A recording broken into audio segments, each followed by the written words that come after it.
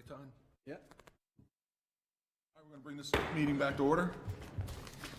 Okay, welcome to the Queen Anne's County Commissioners meeting. This is a public meeting that is being aired live on our local cable television station, QACTV 7.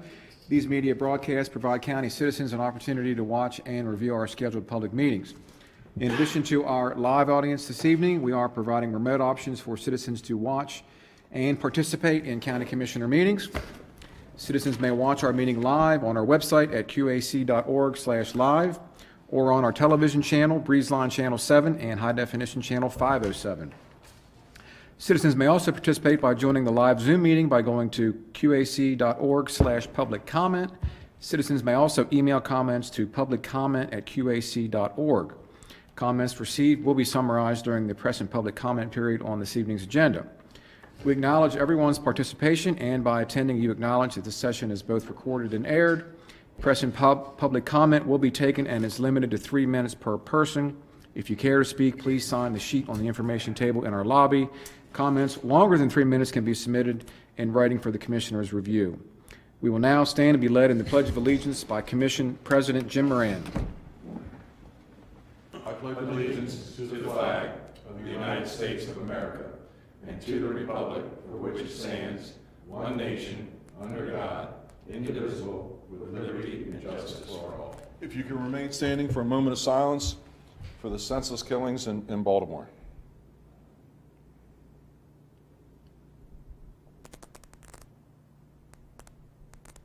Thank you very much.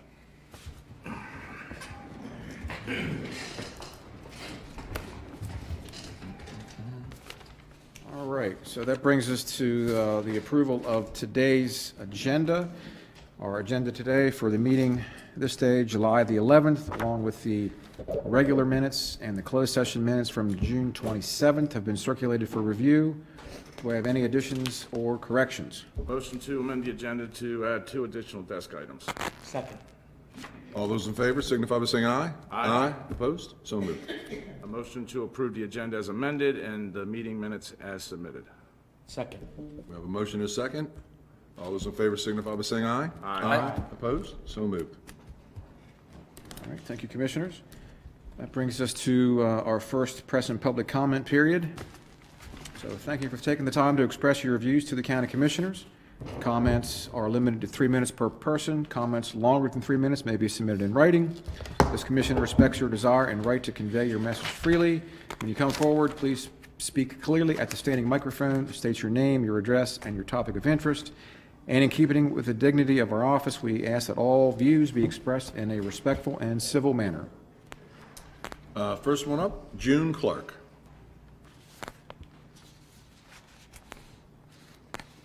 Good evening, County Commissioners and staff. I'm June Clark, and I reside at 425 Spiderweb Road in Centerville.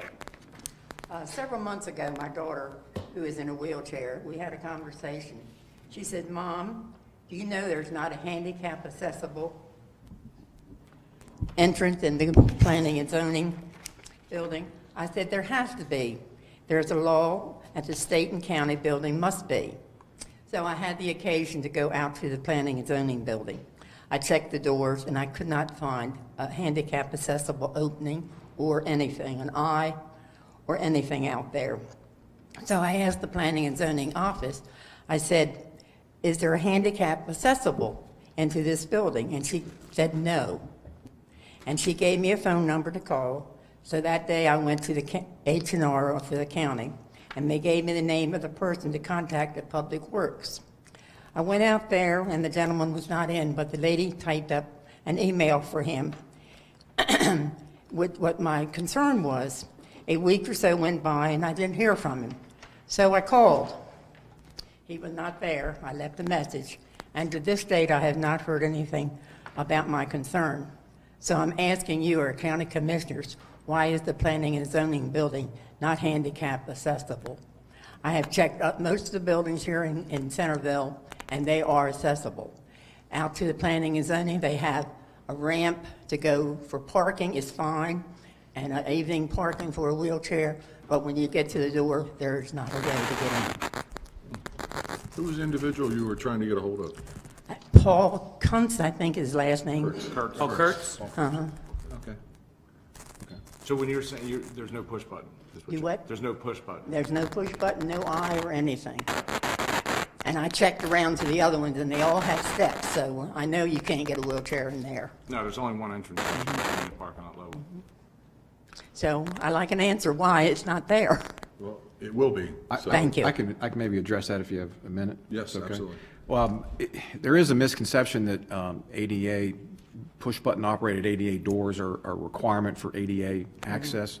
That's not the case. There are certain doors that have a certain force that allows you to open it easily for ADA accessibility, and that was utilized at that facility. Now, we can certainly check and make sure it's operating within Well, those guidelines. We'll certainly do that, and I'll make sure we get Yeah, because an I've been answer in there back a to you. number of times, and I've not noticed it.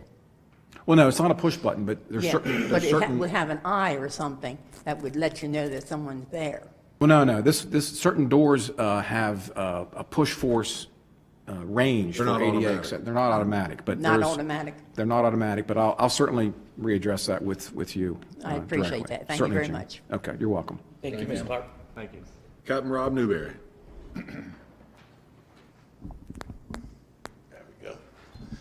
Good evening, gentlemen. Captain Rob Newberry from Delmarva Fisheries, and we represent the watermen in Queen Anne's County. And once again, I want to thank you for the great support that you have for those watermen in this county, because it's one of the best counties we have. I guess the first thing I want to address tonight was a problem down at Land's End Road, and I was informed that there is an ordinance out that's going to be addressing that situation, so I won't waste any time on this. The second thing is, it's come to light, several watermen have called me from down in the Kent Narrows area and expressed major concern about the amount of people fishing late at night on their boats. And they have videotapes of it from people down there, but have not had much luck with a person with Parks and Rec doing anything about it. And one was Troy Wilkins, and Troy went through the roof. He said, I catch them on the boat, it's going to be good. And what it is, there's not enough room at the Narrows, so they're getting on the charter boats, they're getting on the party boats, and it's at night, and they're not doing anything about it. So I just maybe, we can have the sheriff do something about that, because I don't want to see my guys having their boats torn up or see people floating upside down in the Narrows the next morning either. The main issue I have, and I'm going to have to probably go with the 3 minutes, we have a thing coming into Maryland called the CNRA, Chesapeake National Recreational Area, which is basically, it's a front for a park, a national park in the bay. With the traffic the way it is, specifically in Kent Island right now, we can't take 2 more million people. And they're going to be putting, this area is going to be at the Holly Beach and at the Whitehall area in Anne Arundel County, right at the choking point at Sandy Point State Park. And this is absolutely ridiculous, being that right now in the bay, we have restrictions on crabbing, we have restrictions on clamming, we have oyster issues, we have SAB issues, and pollution issues that this county is well aware of. We don't need to bring 2 million more people into this county saying that they need more access to the bay. There's nothing you can't do right now in the Chesapeake Bay. I can hunt, fish, crab, clam, oyster, anything I want. There's thousands of places I can put over. We don't need a national park or a recreational area. Not now, not at this time in the Chesapeake Bay. And I hope that this commission would greatly look at, and I'll explain at the next public meeting or the public comment, what is going on in like Pennsylvania. They had a national recreational area. They promised they weren't going to do anything. They weren't going to interfere with hunting, fishing. Now they want to turn it into a national park and get rid of all the hunting and fishing. And it's causing a major problem in Pennsylvania. I don't think we need this in Maryland. Kent County is not in support of this, along with many other counties on the shore. There are several large groups, and I'm in head of one large group that is opposing this. And it's, they say that the watermen approve it. I hate to say it, our congressional people in Washington are lying. There isn't a single waterman or organization in the state that approves it.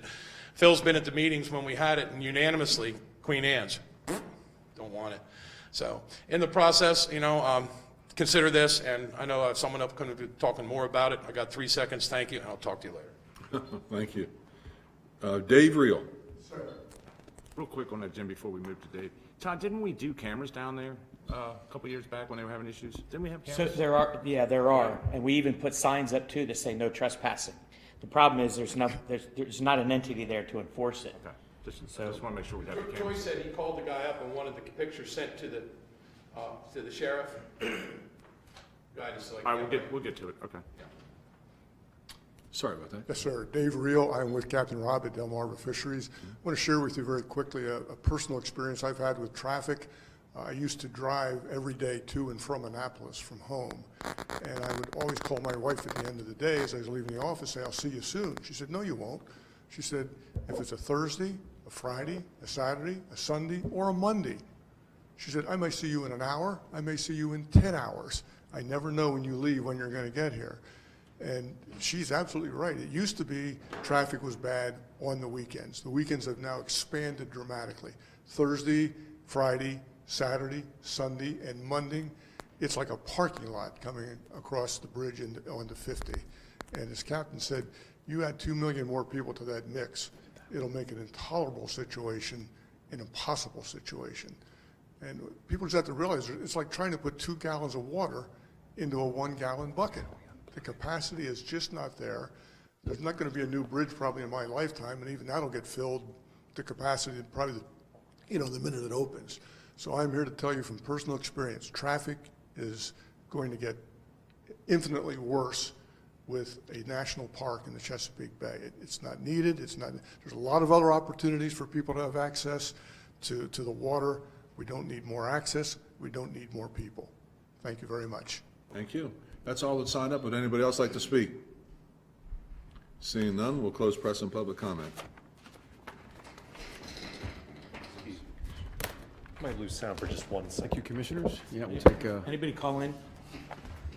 No. Okay.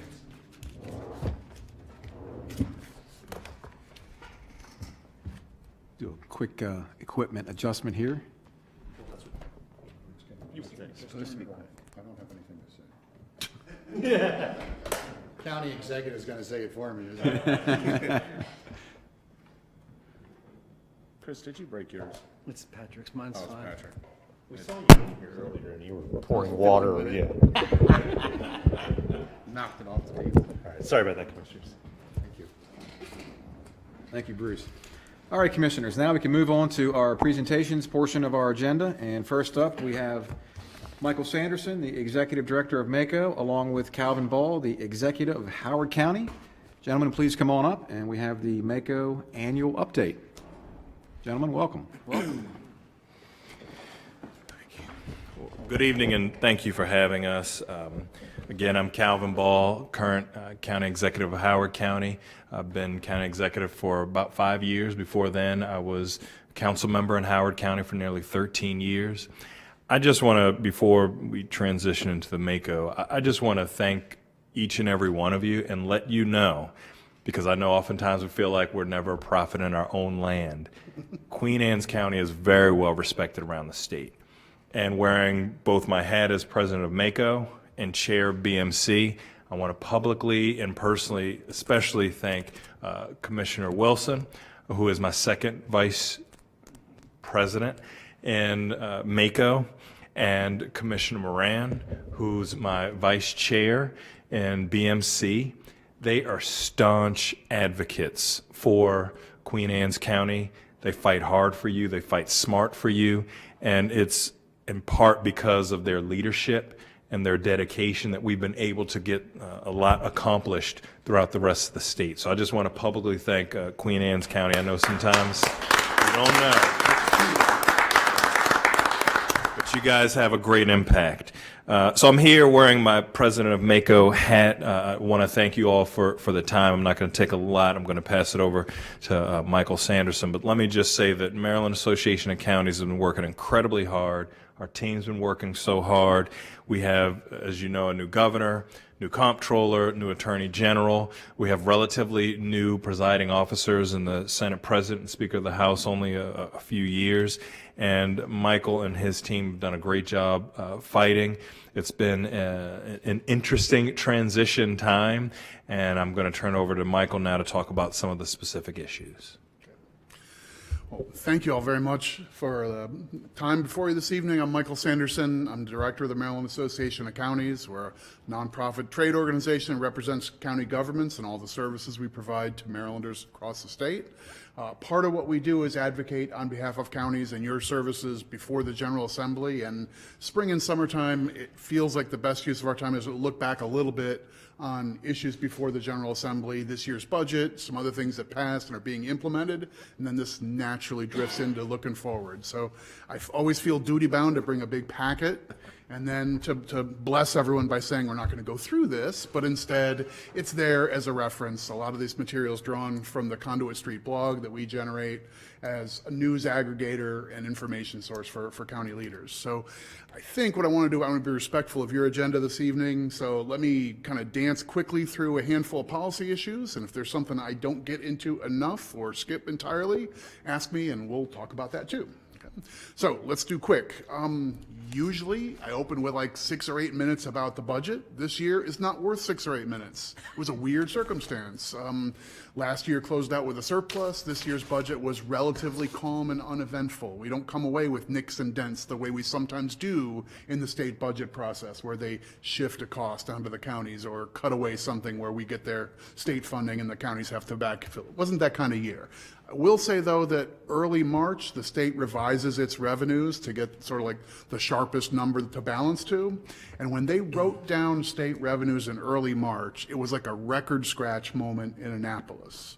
So maybe this is a like dose of cold water on what had been feeling like strong economic times in the public sector.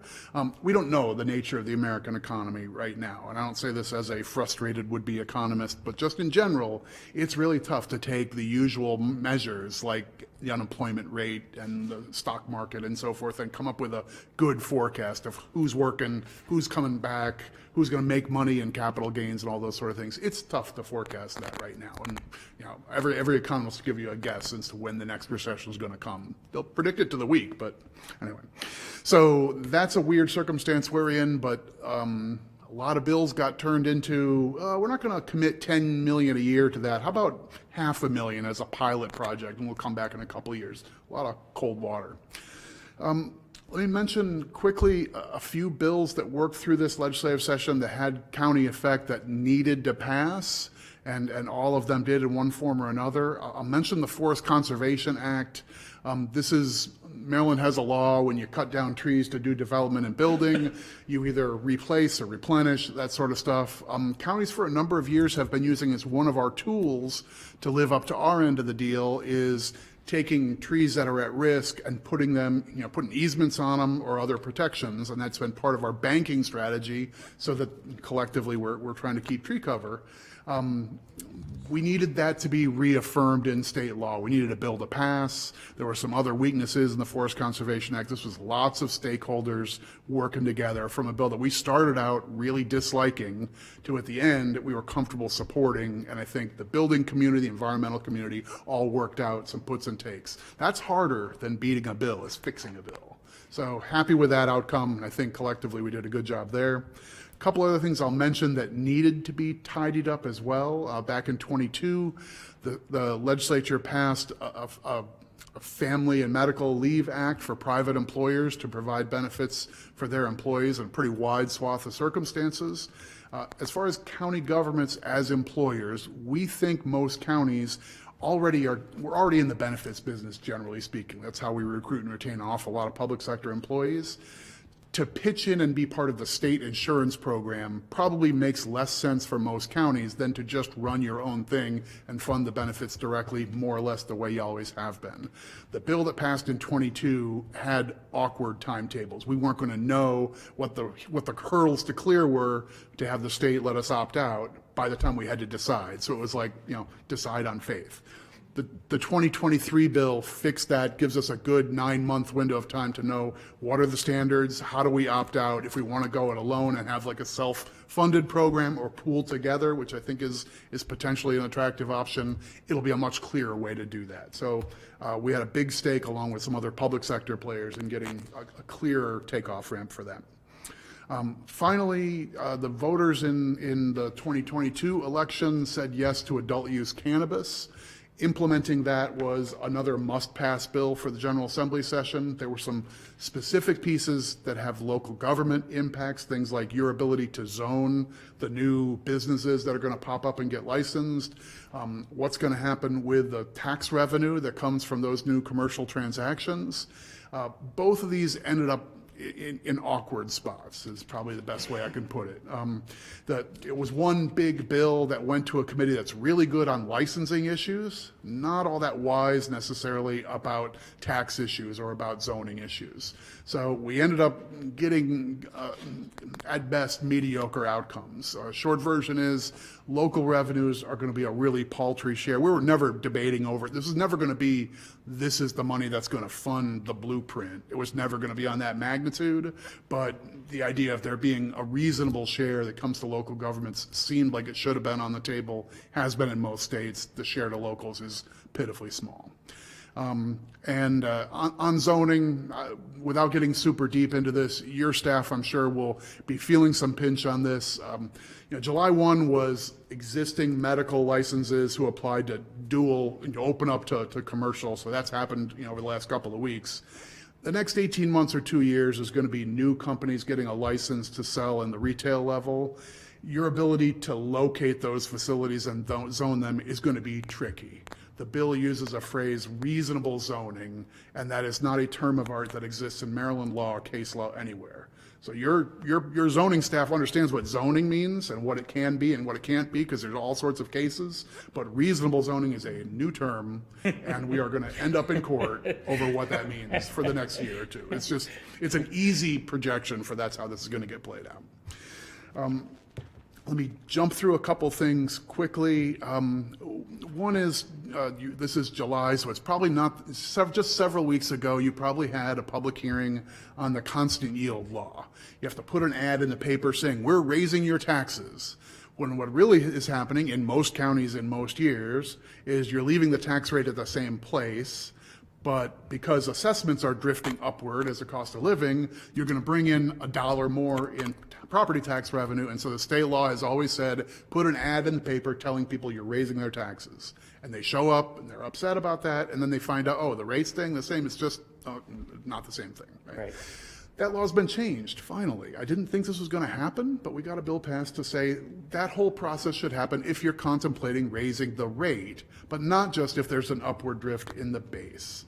It's a much smarter way, a lot fewer confused taxpayers, so I think this is good. It's tough to advocate when it sounds like you're on the opposite side of transparency. Oh, you don't want a public hearing? That sounds like you're dodging something, but honestly, the way the law had been written, it's like 30 years old, the way that law's been written, it was more confusion than transparency, so I think we got it into a better place.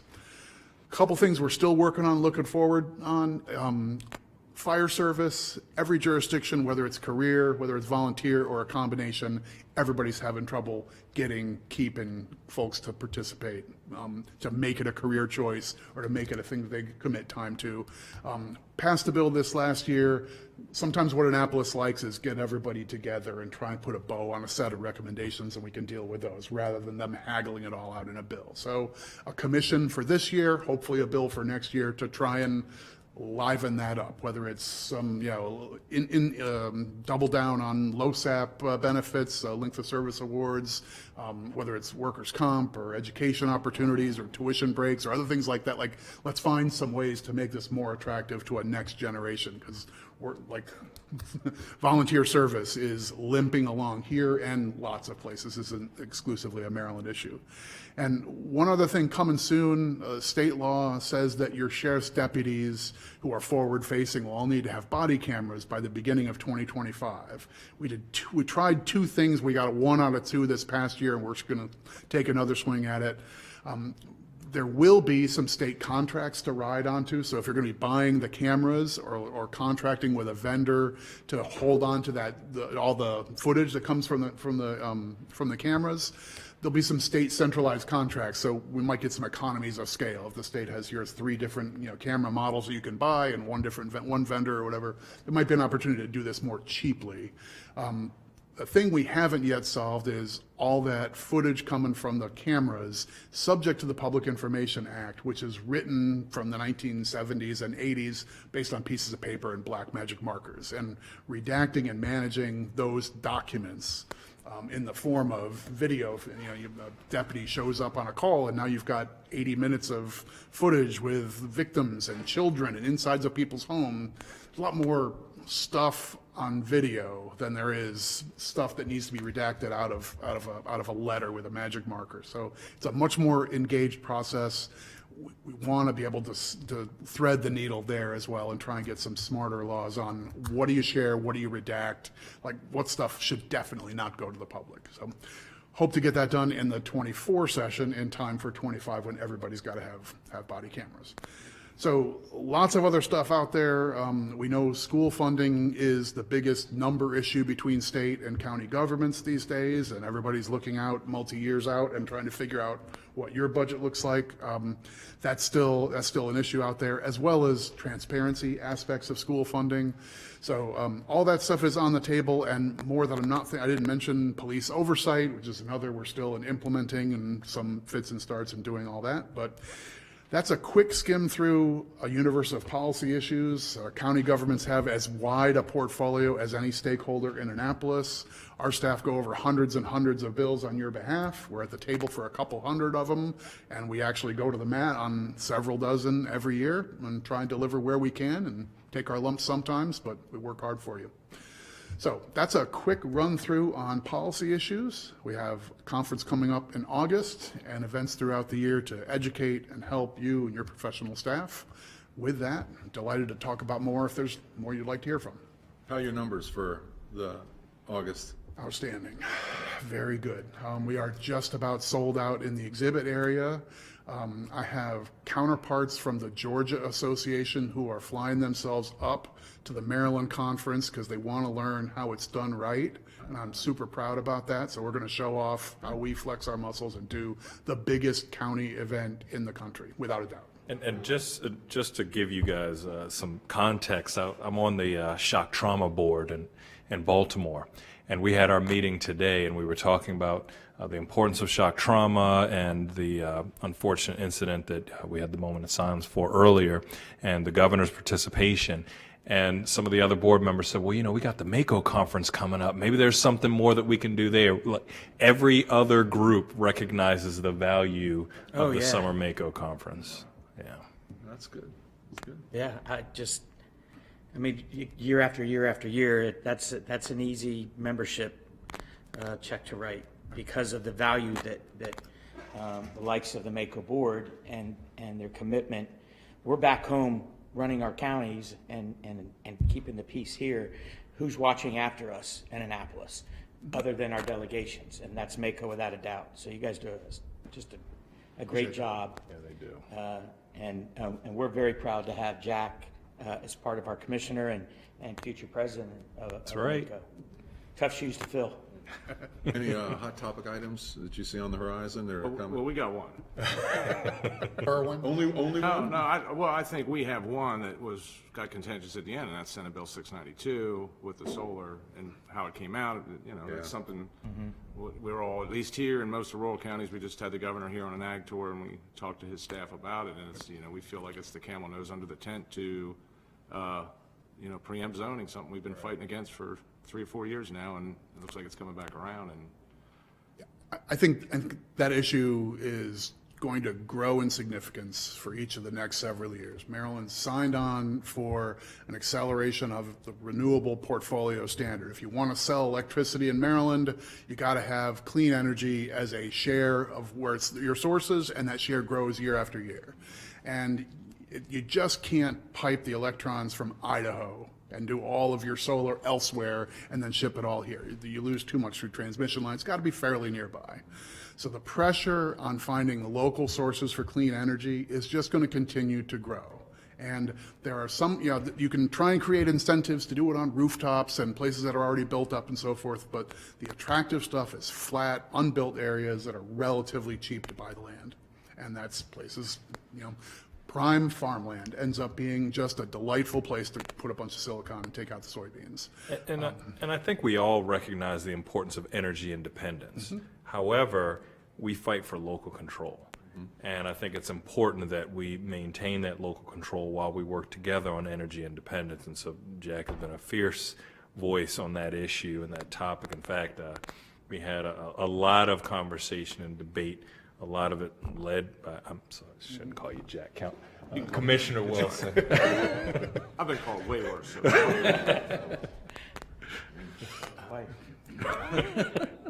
But no, it is. It's some, but we all recognize in big, small counties, it doesn't really matter because the uncertainty, I think, is what everybody, big or small, that's what we're all looking at, is there is no real clear-cut path, and the zoning preemption, especially here for us, is a concern, and it's a concern everywhere. Any county, right. when you lose that autonomy that you fought so hard for, and Maco's fought so hard to, protect, and then it just gets stripped away, even with a good fight, that's disheartening, especially when you're coming from, you sit there and watch it happen, so. I agree with Michael. It's something that's going to fester here over the next couple of years. We just got to be, diligent about staying on top of it. Yeah, Yep. because that's the truth. Well, thank you very much. How are the other counties handling Kerwin? How are you? How's your? It's a challenge. That's not a fair question. I mean, it's a challenge for every county, and as Michael and I are going throughout the rest of jurisdictions, the topic comes up in every jurisdiction. Now, the upside is, in talking with the presiding officers and the governor, they recognize that we all have the same goals of our kids having a great education, our educators being taken care of, but we got to do it in a fiscally sustainable and realistic way that can be implemented throughout our counties. And a lot of the calculations, it's just, it needs some work. It's not always about money. It's really should be about outcome. Exactly. You just said. We should be much more outcomes focused. Throw money constantly. We need to have better outcomes with our children. That's right. Learning better. Yep. So is it kind of coming from the bottom up from the counties? And It's coming from the bottom up. In fact, Michael and his team are going to be working with some members of school superintendents and boards of education so that we can figure out. Going to the state legislature and just saying there's an issue is less effective than saying here's some solutions. Yeah. And I think as we're going through the rest of the jurisdictions, we're collecting feedback and thoughts on specifics of the concerns and then formulating some solutions. And we want to be able to go to our state delegations and bring them some solutions that we all hopefully agree upon. Well, obviously, one you can take back, and we've talked about it before, is the restricted funds here. We've gotten it from our superintendent that the restricted funds are really hampering because having some movement in those, we're going to have surpluses in certain funds that we don't need surpluses and we need money elsewhere. That's a big one. That's a quick fix that, I'm not saying it's going to fix everything, but it certainly gives you some portability with the money to be able to address other issues that each county has different, needs. So. Yep. And it seems to be hitting the smaller counties like ours harder than the Calvin larger would counties. probably debate you. Well, I think each of us have our challenges. I mean, I don't know if you saw, even in Baltimore City, they, was it 70 million? 70 million out of reserves to make this year's budget work in Baltimore City is a headline-grabbing number. Right? And this is a 10-year plan. We're basically in year 3 of 10. Right. So if you've already turned up the couch cushions and found everything you can in year 3, you don't have a 10-year plan, right? And I don't mean that as a slight on Baltimore City. They just don't have the wherewithal. Their property tax rate is 240-something. Right? And they're maxed on all the taxes. They've been willing to find revenue locally. It's just, this is a big, aggressive, ambitious commitment. So it's about outcomes, but some of it is about money. However, to your point, a lot of our rural counties, our smaller counties are struggling. And, if you got 2 or 3 high schools in your entire county, and sometimes the wealth calculation based upon, people coming to visit or assessments, it is just not a one-size-fits-all. And I think we've seen a lot of issues. I did hear the mayor of Baltimore say, this is a challenge. Yeah, it's a challenge for all of us. And I mean, Commissioner Wilson and I joke around, the last 2 years in Howard County, I've given the largest one-year increases to our Board of Education. And this year was a 7% increase from the previous year. We're struggling. And so, it's hard for everybody. And if it's hard for everybody, it's almost like, I'm an educator by training. My doctorate's in education. If you give a test and everybody fails it, maybe it's you. Well, just to close for you guys, I know you guys are busy, but the last thing with that is I think one of the other things that we've discussed here, our superintendents discussed with Jim and Phil as their liaisons, is the cliff in 27, where, you know, for Queen Anne's County, it's significant. I know, and I'm sure you have a bump there too from the state, where we're looking at like $3.3 million. Yes. Well, we're looking historically now where we came to today, and the state's cut us $1 million out of 1.7 already. So we're really worried about that 2027 cliff that everybody's going to face when we're all supposed to ratchet those salaries up to the $62,000. And I think that's what we got to be preparing for. Yep. And even in the governor's budget this year, he highlighted that 2027 was going to be the year we go in the red. Now, I wonder why. You know, so I think that's something we've got to get a hold of here and now. I agree. So who's working on that, on trying to refine it? Well, so Michael and his team. It's all his job. If it doesn't work, we're going to blame him. That's why we pay him the You'll let big us know by bucks. August how to fix it? So, I mean, I think that you need this at more than one level. So stakeholders like counties and the school systems and superintendents, like, we can be part of it, and we can bring to policymakers like our views on here's where you can nibble around the edges and that sort of stuff. But you need buy-in at a higher level than just us.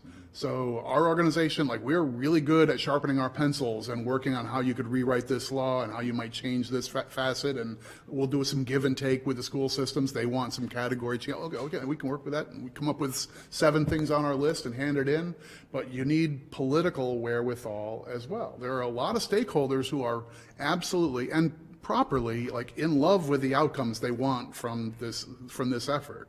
So, you know, there's a lot of folks who don't want to hear tap the brakes on the whole thing, extend it out another 15 years or anything like that. They want to hear, like, how are we going to get to all the things that are promised in the big report and, you know, all the things that we ran on in the last election and got reelected to do. So it's like, this is high level stuff to thread this needle. I don't want to leave you with the impression that we're going to waltz in, fix the whole thing, and, you know, next spring or next summer or fall, when I have privilege to be before you again, that's like we're going to talk about this in the past tense. I think that's unlikely as the expectation, but we recognize, we're hearing from you and your counterparts in all the counties that this is a driving issue in your planning for this year and beyond. Very good. Thank you. So real quick on a lighter note, you mentioned the vendors. So there's a fair amount of vendors. The Serpro of Howard County will be returning to Mako to defend its title as the booth of the year, best decorated and best theme balanced. It's just heard that in the breeze, I'm sure. Yes. Well, you know, I got 2 of my comms people here who are taking notes and they're working on it, so. Accept the challenge. Yeah, bring it on.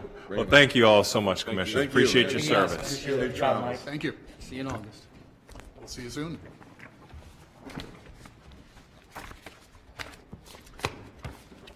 Okay, Commissioners, our next presentation is from Character Counts. We have Melinda Ray, and this is the Character Counts Update and Character Counts Commissioners Spotlight, the new program. So come on up, folks. Yeah.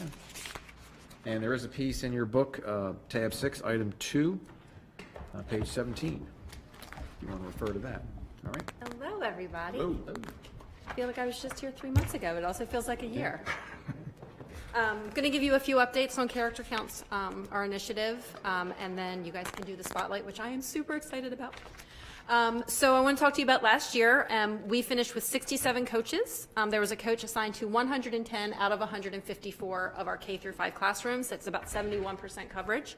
The teachers surveyed at the end of the school year confirmed their support of Character Counts in the classrooms. 94% of them replied that the program had somewhat of a positive impact on their students. So that's always good. We liked hearing that. We did finish the pilot program at Stevensville Middle School. That was a success. We're looking to continue that this coming year and maybe expand into another middle school. We took Character Counts to the 7th graders. They rotated on a 6-week basis, and all of the 7th graders got access to the Character Counts pillars at Stevensville Middle last year. We also gave away $500 Faye Lister Teen of Character Scholarship to Catherine Alvarenga with a partnership with the Sutterville Rotary at Ken Island High School, and that was exciting. We have been all over the county this summer and will continue to be. We were at Ken Island Day Parade. We were at the Centerville Juneteenth Festival. Coming up, we're going to be at the National Night Out Block Party in Chester, the Queen Anne's County Fair, Centerville's Farmers Market Family Days, and Anthony's Run, which will be a 5K on October 1st. We have restarted our Business of Character program. We kind of scrapped it and started from zero, and I've been working on that for the past month. As of today, we have 11 businesses in the county already signed up with 11 more verbal commitments. I'm just waiting for the enrollment forms. So that's going really, really well. I would encourage all businesses in Queen Anne's County to contact me and get signed up. We want big, small, digital, brick and mortar, everybody. And then looking forward, we need more coaches. So I would ask all of our county residents to reach out to me. Let me know if you have some time to coach. The commitment is really minimal, once or twice a month, 15 to 20 minutes a lesson. It's really easy to do. I'm creating a database for all the lessons, so we'll give you all the resources, all that good stuff, and the training. And the best way to get a hold of you is? Email, mray@qac.org. One more time. mray@qac.org. Very good. Anything to add, Wayne? The only thing I would like to add on, so on behalf of the advisory council, is we're excited to have Mindy here, and the accomplishments are speaking for themselves, I think. She's just dynamite. She just takes something and just is able to put it together and run with it, and it's exciting. Thank you. After, for 24 years, or pretty close there, and it's 23 this year. 23, moving to 24 in the fall, to have this kind of excitement again in our initiative, and we're just so happy to have her with us. And the Commissioner Spotlight, we're really excited about that, because we're going to actually be looking around the county and finding people that are doing things right, that are being good characters. And we're just excited about that. We want to make sure that everyone knows that we will accept nominations on people or businesses, nonprofit organizations, anyone that we find are exhibiting good character traits. So. And they can nominate at our website, which is peopleofcharacter.org, or again, they can email me directly as well. Nice. That's going to be an exciting program. I'm very and something excited about new. it. Yes, it's a little different approach to like doing the proclamations. This is actually looking and finding people that are actually living and doing the things that we talk about. So it's really Inspiring exciting. from within. Pardon me? Inspiring from within. Yes, So, and I yeah. think that's what we're looking for, and to recognize. I gotta believe, and I firmly believe that there is a lot of businesses in our community that do personify the images of character, right? Absolutely. And so to be able to recognize them, and they probably do it because they don't want to be recognized. Yep. But those are really the ones that say, look, I do this because I believe in the program. I believe in the ideas of good character for our kids in school and our citizens that live in the community, and the way businesses conduct business, right? And then how they give back to their community. And to recognize them, even though they don't want to be, those are the ones that you really need to dive down and find out who they are. So anybody who's watching on QAC Channel 7, please reach out to the folks at Characters Counts, and let's get this in program, because we know you're out there and we're going to find you. They're definitely out there. And it's one of the things I used to tell my students when I taught was that, good character is always what you're doing when people aren't watching. Yep. So we're going to catch you, and Yep. we're going to highlight you, and, Gonna find and we're you. going to have you guys recognize them in Oh, our yeah. spotlight. We're very excited. Yep. Cool. Outstanding. Awesome. Yes. Good job. So which commissioner is going to read? It's in your book. Chris, actually, he's got his. Item he's 2 on ready. page 17, we have our first character to recognize. I want to take a quick moment and acknowledge we were focused in the NACO newsletter, I believe, for tab 6. June. Tab 6. And Commissioner Corgarino had a statement in there about how the county was approaching character counts and the enthusiasm for it. All right. So this is the Queen Anne's County Commissioner Character Count Spotlight for July of 2023. Having just celebrated our country's birthday, it's fitting that the pillar of character of this month is citizenship. Most people equate citizenship with voting. The Founding Fathers designed a system of government where we, the people, have the power, and we exercise this power by voting for representative governments. However, voting is just a small part of how we demonstrate citizenship in our community. Citizenship is also about taking care of our community. And this month, we want to spotlight Ken Island Beach Cleanups. Their mission is to protect and preserve the beauty of the beaches, parks, and estuaries of Ken Island. They host cleanup events and educate community members on how to organize their own cleanups. They've been so dedicated that in May, co-founder and president Kristen Weed was honored by the Maryland State Society Daughters of the American Revolution with the NSDAR Community Service Award, recognizing Ken Island Beach Cleanup's mission and their cleanup efforts on Ken Island. This great example of citizenship at work in Queen Anne's County is always looking for more people to help. Another way to show your citizenship is to participate in Queen Anne's County Adopt a Road program. Individual volunteers, groups, or businesses can adopt a segment of roadway by removing litter at least 2 times a year over a 2-year period. There is no cost to participate in the program, only your time and commitment to help keep Queen Anne's County beautiful. You can find more information about both opportunities to show your pride in our county and practice the pillar of citizenship by checking out the Commissioner Spotlight section on the homepage of QAC Character Counts website, www.peopleofcharacter.org. Thank you. Thank you, gentlemen. Thank you. We're going to have many, many more of these, I think. And everyone just look around, catch people doing the right thing. And we're going to put the names in and we'll fit them with the proper character traits. I can't think of a better organization to kick this thing off than Ken Island Beach Cleanup. It's just been an wonderful. amazing entity here in our community. And just to see that the declared days for cleanups and where they're going to clean up, and the people that come out and volunteer their time, bring their families, and make it a daily, make it a family event for that day. It really is encouraging that we've got some great folks that live in our community and want to, and again, as Chris had mentioned, keep our county clean. Absolutely. Yep. And as someone who was on some of those first cleanups when there were 5 of us doing Terrapin Park. Oh my God. It's good to see 60 to 100 out there now, and I know Kristen knows what I'm talking. Kristen and John know what I'm talking about. Yep. So. And they're watching tonight. They were informed that they'd be recognized this evening, so. Congratulations to you guys. Yeah. Thank you. And thank you again for all you do to support Character Counts. It's just wonderful to have this support, and thank you. And your continued support year after year after year does not go unnoticed. That's right. Our pleasure. It definitely does not. It's been wonderful to have him for this 3 months. Thank you. Thank you, guys. All right, Commissioners, our next presenter is Mr. Dave Pritchard, Area Manager, Boys and Girls Club, and we're going to get an overview of the Boys and Girls Club program. That is in your book, tab 6, item 3, starting on page 18, and it's also on the overhead screens here as well. Gentlemen? Thank you. Thank you for having us. I'm Dave Pritchard. I'm the area manager here on the Eastern Shore for the Boys and Girls Clubs. We are based out of Harford County and Aberdeen. This is Derek DeWitt. He is our CEO. We have a couple others with us as well. Jim Quimby in the back, our COO, and our Director of Community-Based Programs, Evo Johnson, as well. So we have some slides that presentation here that we have for you all. And just to kind of share a little bit of our background, specifically to Harford and Cecil County, where we have originated from. So Derek, feel free to jump in anytime you'd like to.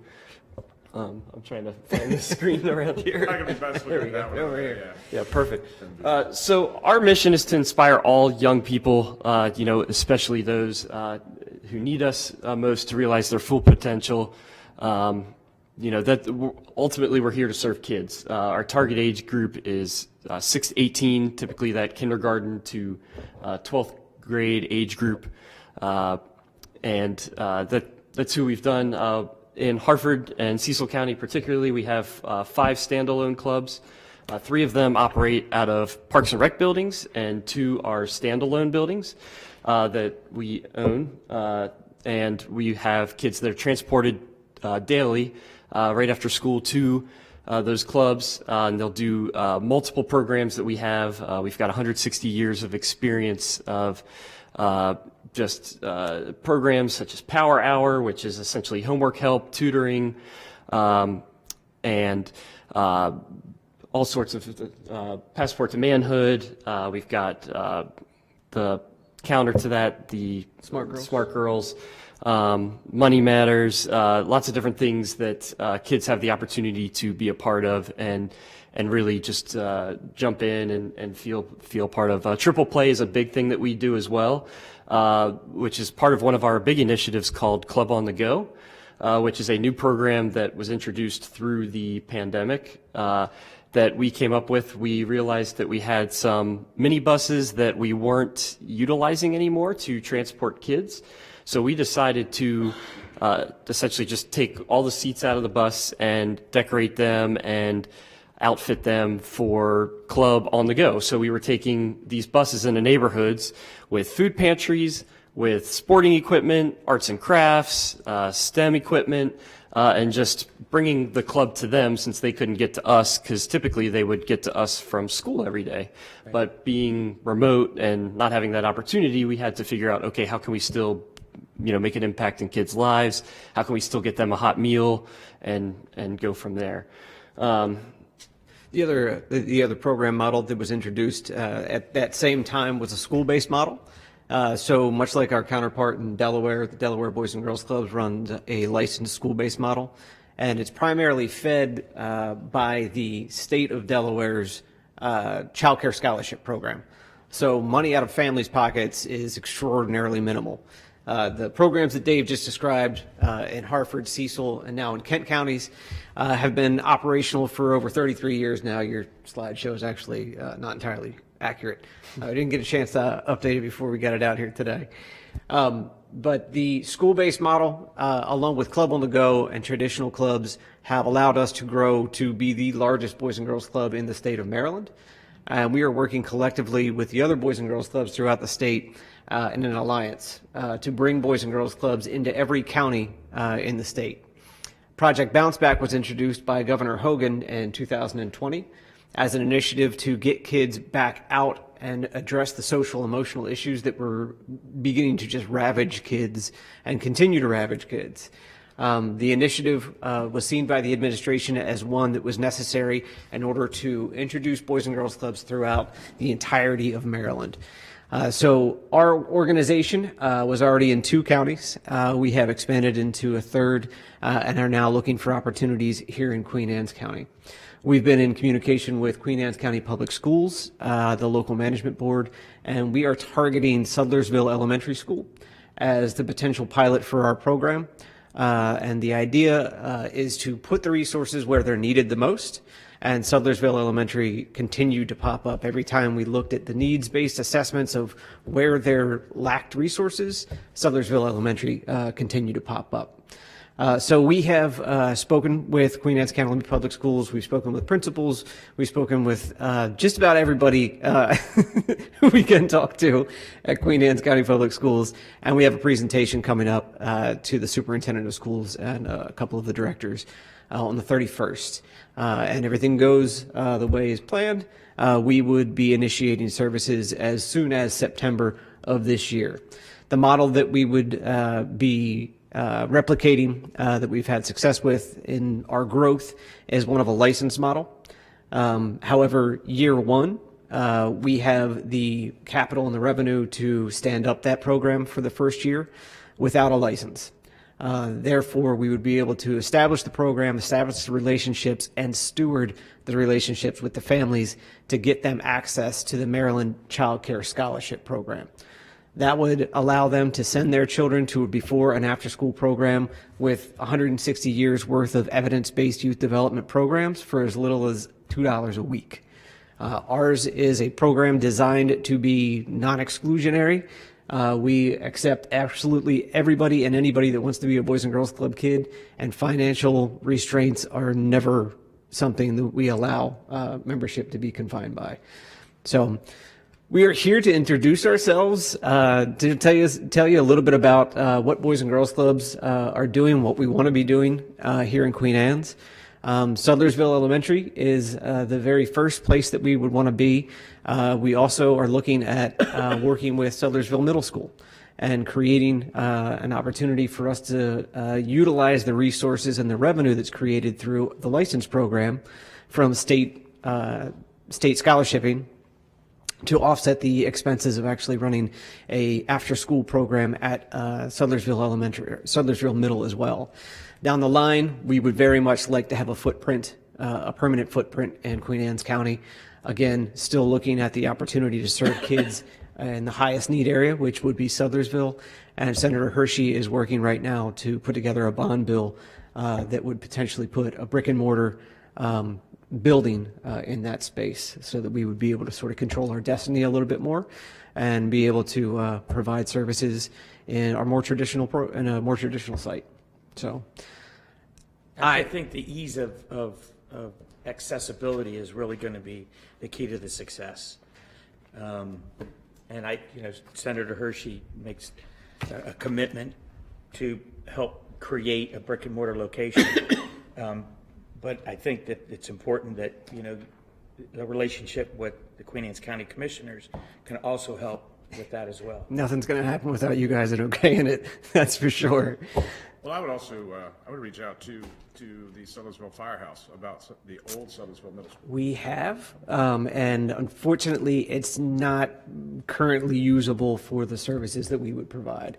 Our understanding is that I don't know about remediation, but there's a lot of work that would need to be done. There is work to be done. In order for it to be a safe space for us to operate. If it was a brick and mortar situation to where Absolutely. if it could be refurbished to be used for that, it's a school, it's a phenomenal facility. So this is our third year kind of cruising through Queen Anne's to figure out where the resources are, where they're not, who we need to make friends with, access and inroads to figure out what's going to work the best. We've stayed focused on Sudlersville because all roads for Boys and Girls Clubs and our services kept running back there. So one of the first things that we did as soon as we went into Sudlersville was, like, what's that building and who owns it and how do we get in there? There's a laundromat in there right now on the bottom floor, and our understanding is that the fire department is the operator of the building. Yes. And I think we're doing, or it's in the process of doing a feasibility study, right? If I'm not mistaken. That's understanding as well. I think the RFP just got filled, so yeah, we'll get some feedback on it, and which I think also, if it comes back feasibility-wise, depending on what can go in there may be grant dollars that could be had for something along that, if the youth-based stuff, who knows? And you and I met at the field day at Graysonville. Yes. Yep. And I'm glad you followed up with my advice and got in touch with Margie to get on our schedule. But I think you talked about partners and giving the edges, and Bobby Woolley and that crew is a great start. And I think partnering with them to a certain extent on these field days and being able to reach out to the kids would be a great partner. So you've already started. Yeah. You already hit a home run there with coordinating with him. One of the great things about our Club on the Go model was it allowed us to create brand awareness without having a brick and mortar and all of those things. So you will see our vehicles cruising around. They're minibuses, they're a Ford Transit, they're brightly colored. They have an outdoor aquatic speaker that actually plays an anthem.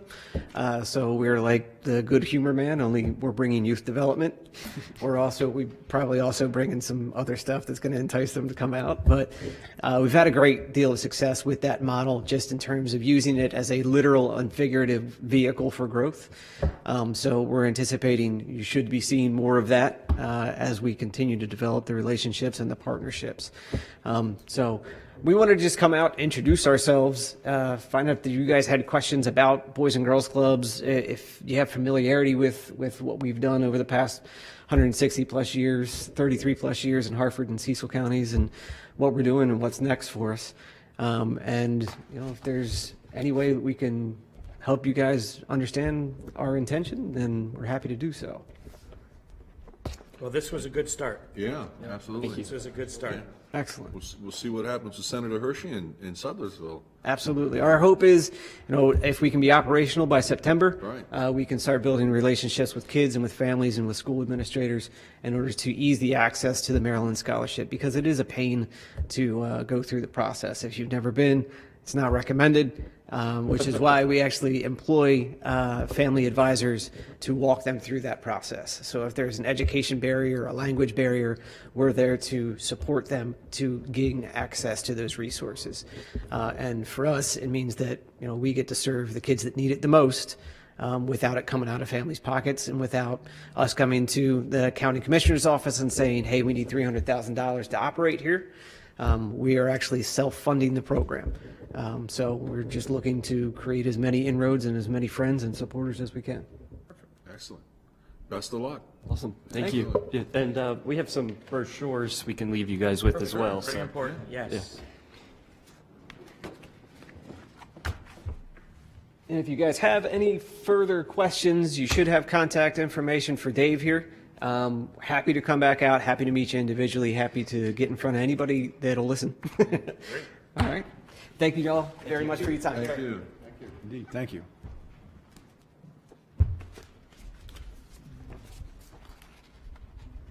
We okay?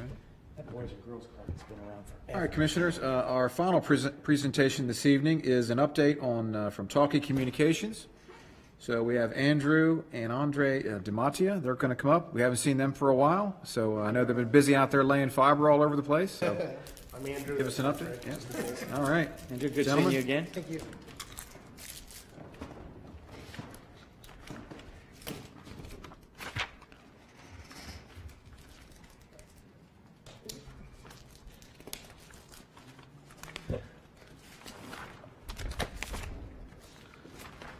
So we took a little bit of time and, thank you so much for having us here. We are excited to give you guys an update. I know a lot of times we don't communicate very well and let you know what's going on in your own county or our own county, since I'm part of it.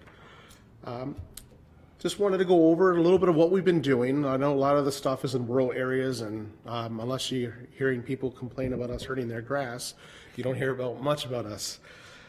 So I wanted to go over a little bit of the areas that we're doing. The green areas are areas that are either active or fiber's been pulled and about to get active.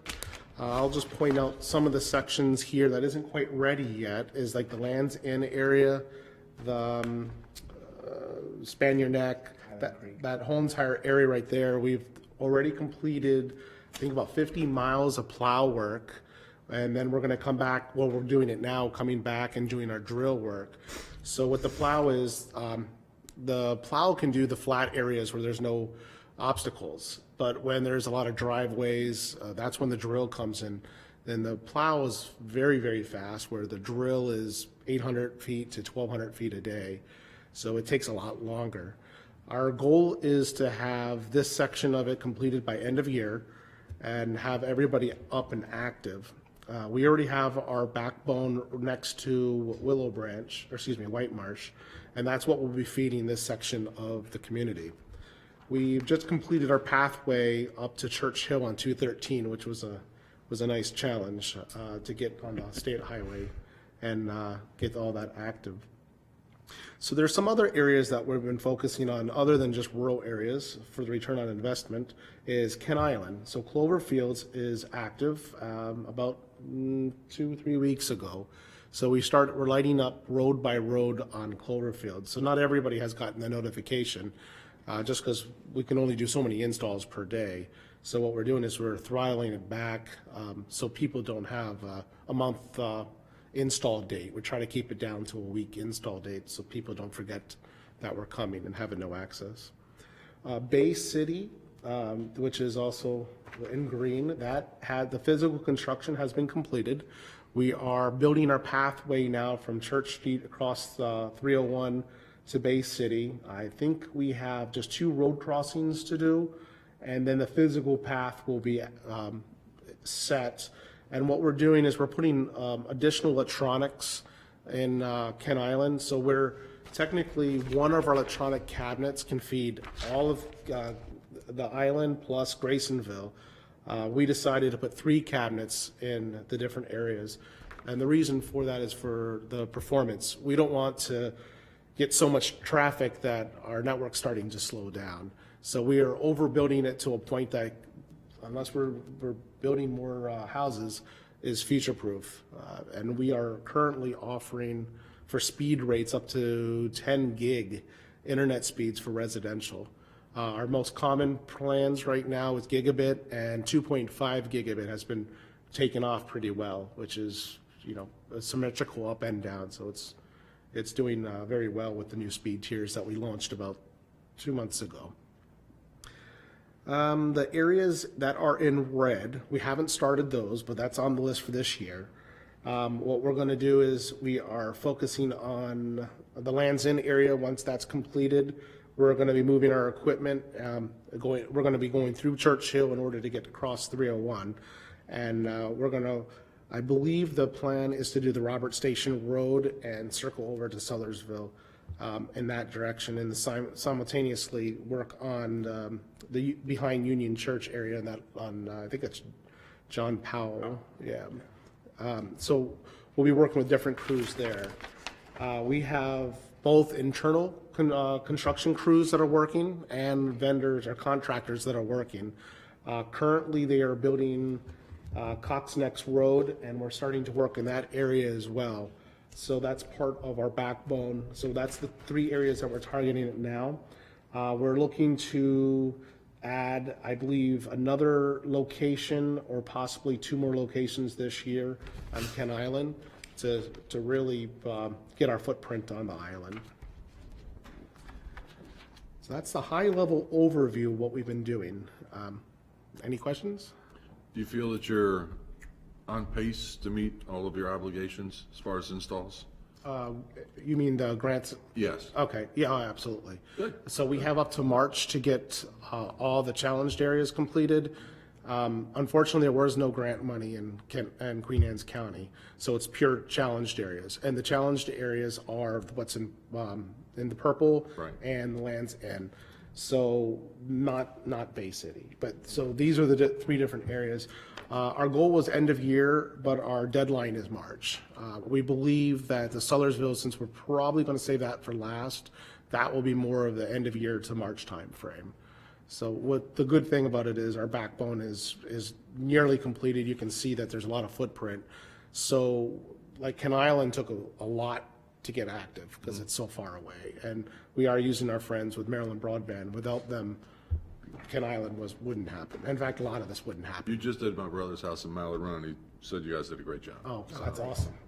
We're happy to hear that. You went from, I think you went from Verizon, you know, dial-up tone of some sort to the real deal. So.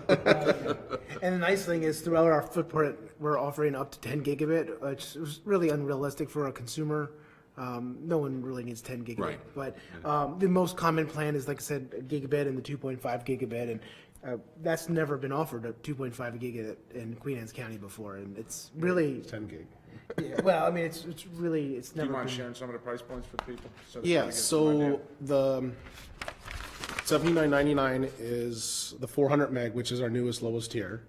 $89.99 is the gigabit, and $149 is 2.5 gig.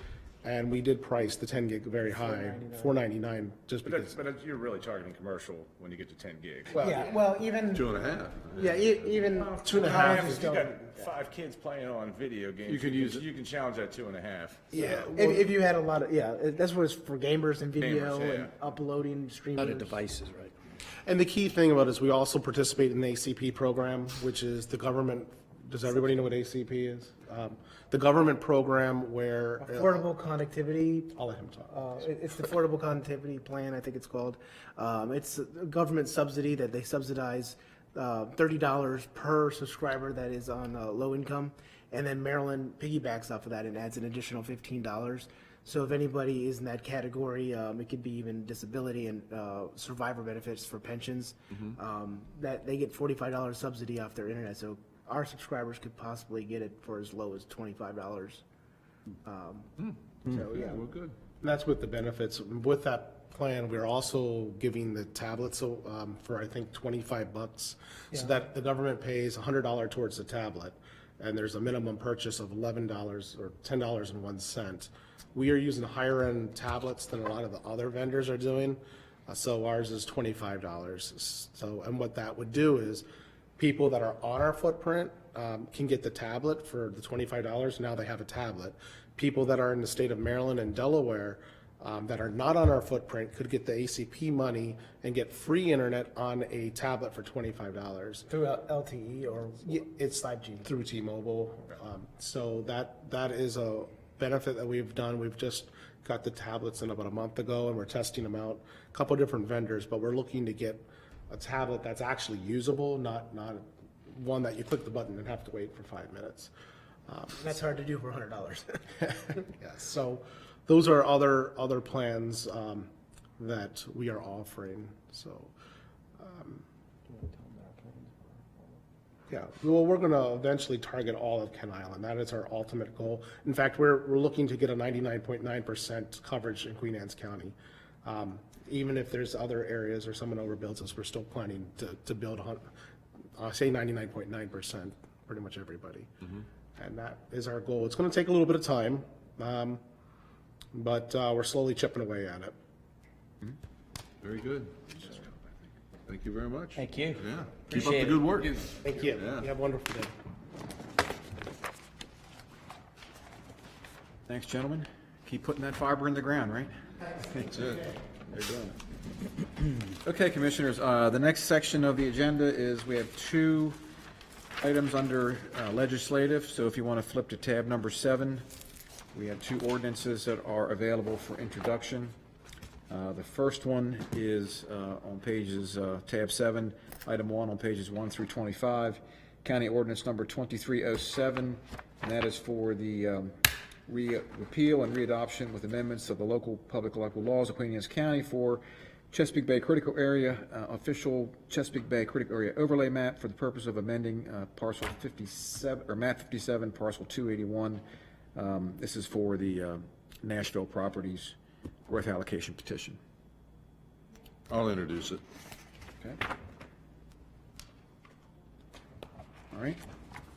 The second item is County Ordinance 2308, and this is an update to the ethics ordinance, and this is for revisions to the Queen Anne's County Ethics Ordinance to comply with new state requirements in Title V of the General Provisions article. That needs an introduction? Introduction. Okay, I'll introduce it. Okay, thank you, Commissioners. That is all we had for legislative items for this evening. We can now go to new business under tab 3. So our first item under tab number 3, item 1, pages 1 through 19, is a revised budget proposal for Chesapeake College. The college is very happy to report they received some additional FY 2024 state funding, about $1.88 million. And that came from the Budget Reconciliation and Financing Act for 2024. So their new funding will provide some additional salary increases for their full-time staff. And they also will be adding some new positions: welding instructor, a grants coordinator, writer, a grants accounting manager, and an assistant director of public safety. They're also requesting the use of one-time college fund balance for $50,000 for interior door lock replacements to provide consistent secure locks for all of the doors for the safety of the faculty, staff, and the students. So we have to, each county, each of the 5 counties must approve these FY 2024 budget amendments for the college. And my counterparts, I believe, are all fine with approving this. I did ask Dr. Coppersmith if he could attend this evening, but he is on a well-deserved vacation this week, so. I move to approve the Chesapeake College revised budget for FY 2024. Second. We have a motion and a second. Any discussion on this? Seeing none, all those in favor signify by saying aye. Aye. Opposed? Abstained? So moved. All right, thank you, Commissioners. The next 3 items are for the Department of Emergency Services. So item number 2 On pages 20 and 21 is cardiac monitor and automatic external defibrillator acquisition, and this is for the purchase of cardiac equipment, Zoll X Series cardiac monitor and replacement units, and the Zoll AED automatic external defibrillator with accessories for $30,060.60. And those are off of pre-established government state contracts. So if we get a motion on that? You sure that number's right? So. Oh, excuse me. There's two items, excuse me. The first item was $45,807.40, and then the external defibrillators were $30,060.60. I have a total on my motion of 121,000, so. So there's an additional, on the very next item that we're going to hit, the ambulance. The funding for that second cardiac monitor is in that. So there's a capital project for cardiac monitor replacement. On the ambulance purchase, there is a cardiac monitor for, it's not a replacement. It's So a you have brand two new cardiac. $45,807.40 items. Correct, yes. So we gotta subtract that away. What's the real total gotta be? That's going to be the total of the purchase that we're buying from Zoll. No, that isn't, yeah. It's just split between two All right, capital but we have projects. two motions we have to make, one with the ambulance and one with the AEDs and the X-Series monitors. So my question is, I have a total. But the cardiac monitor isn't with the ambulance, is what you're saying. On the motion for the Separate ambulance vendor. is just for the ambulance. Right. It's not for the cardiac So monitor. the 121 is actually Correct. including the ambulances? Yes. Correct. The unit that's going to go in the ambulance, right? Okay. Yeah. So there's two X-Series monitors and 14 AED3s, right? As long as those Yes. numbers match. That's the what we're buying. Yes, That's what that's we're exactly what we're I buying. move to authorize the Director of the Department of Emergency Services to purchase two X-Series monitors and 14 AED3 automatic external defibrillators from Zoll utilizing the state of Maryland contract pricing totaling $121,675.40. Second. We have a motion and a second. Any discussion on this? Question. Oh, you were getting. No, that's okay. good. So, the 14 AEDs, where are they going? So they, basically, we started an AED program many, many years ago. And so there's a portion of these that are going to go into sheriff vehicles. And probably our next targeted department is going to be parks and putting them in parks vehicles.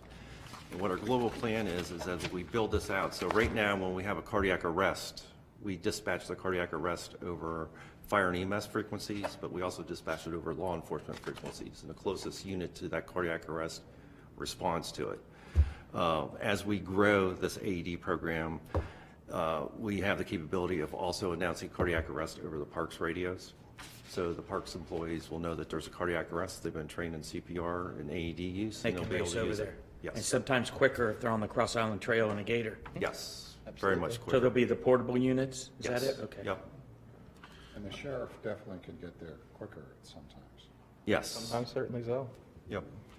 And they have proven that they've gotten there quicker, and they have actually, I think we got about a total of 6 saves since the program started in when we incorporated the sheriff's office. So now, the AEDs, is there battery, you've got to check the batteries, how often? I mean, the Batteries maintenance- last about 5 years, Okay. and part of the capital project that we have also buys the supplies for the pads, because we have to replace the pads every so many years, and the Okay. batteries. Okay. So we're responsible for the entire AED program. So as an example, you have an AED in this building Mm-hmm. hung in the hallway.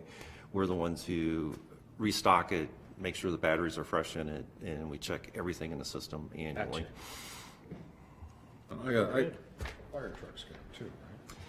Yes, but this is not a part of this AED program. So first responder units on the volunteer fire side do have these. If they're an ALS equipped unit, they have a similar cardiac monitor that we carry on our Actually unit. on board, right?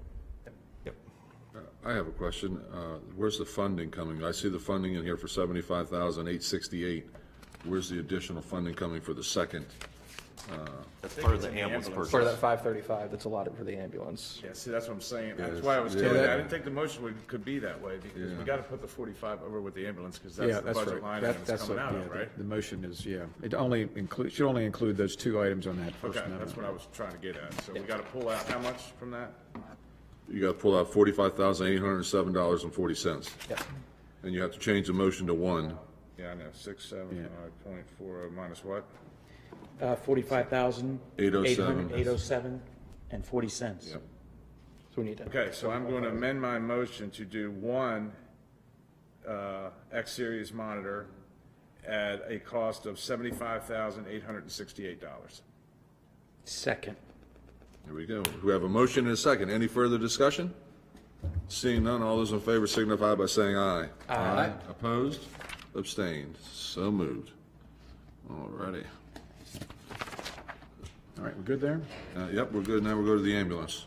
All right, item 3 on pages 22 through 24 is the FY24 ambulance purchase, and this is for a new paramedic ambulance. The request is for a 2023 Ford F550 Ultra Medic ambulance. They have $535,701 in the budget, and this contract is for $399,583, with remaining funds will be used for purchasing the medical equipment and supplies for the ambulance. I move to authorize Director of Department of Emergency Services to purchase what?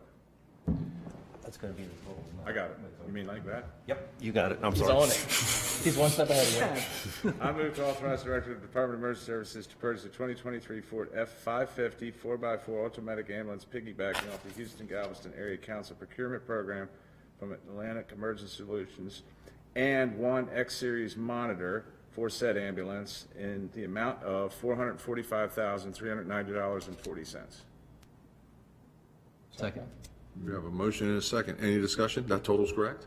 Yes. That's correct. Any discussion? This is a deal, right? Because I'm thinking Yeah, like we 3 knew years we were ago, we were paying like 500 500,000 for Yeah, these things. yeah. But you never know. Now, but what, do we have to wait 12 years to get it now, or what? What's the deal? We will That's wait. the catch. So You that can that pay was going to be $10, one but of the you're never two gonna questions get I it. had. We're going to be in next fiscal year when we get it delivered, so. The lead time, they say it's a 365-day bill from the time the chassis is delivered, and right now it's a 6-month to a 12-month lead on the chassis.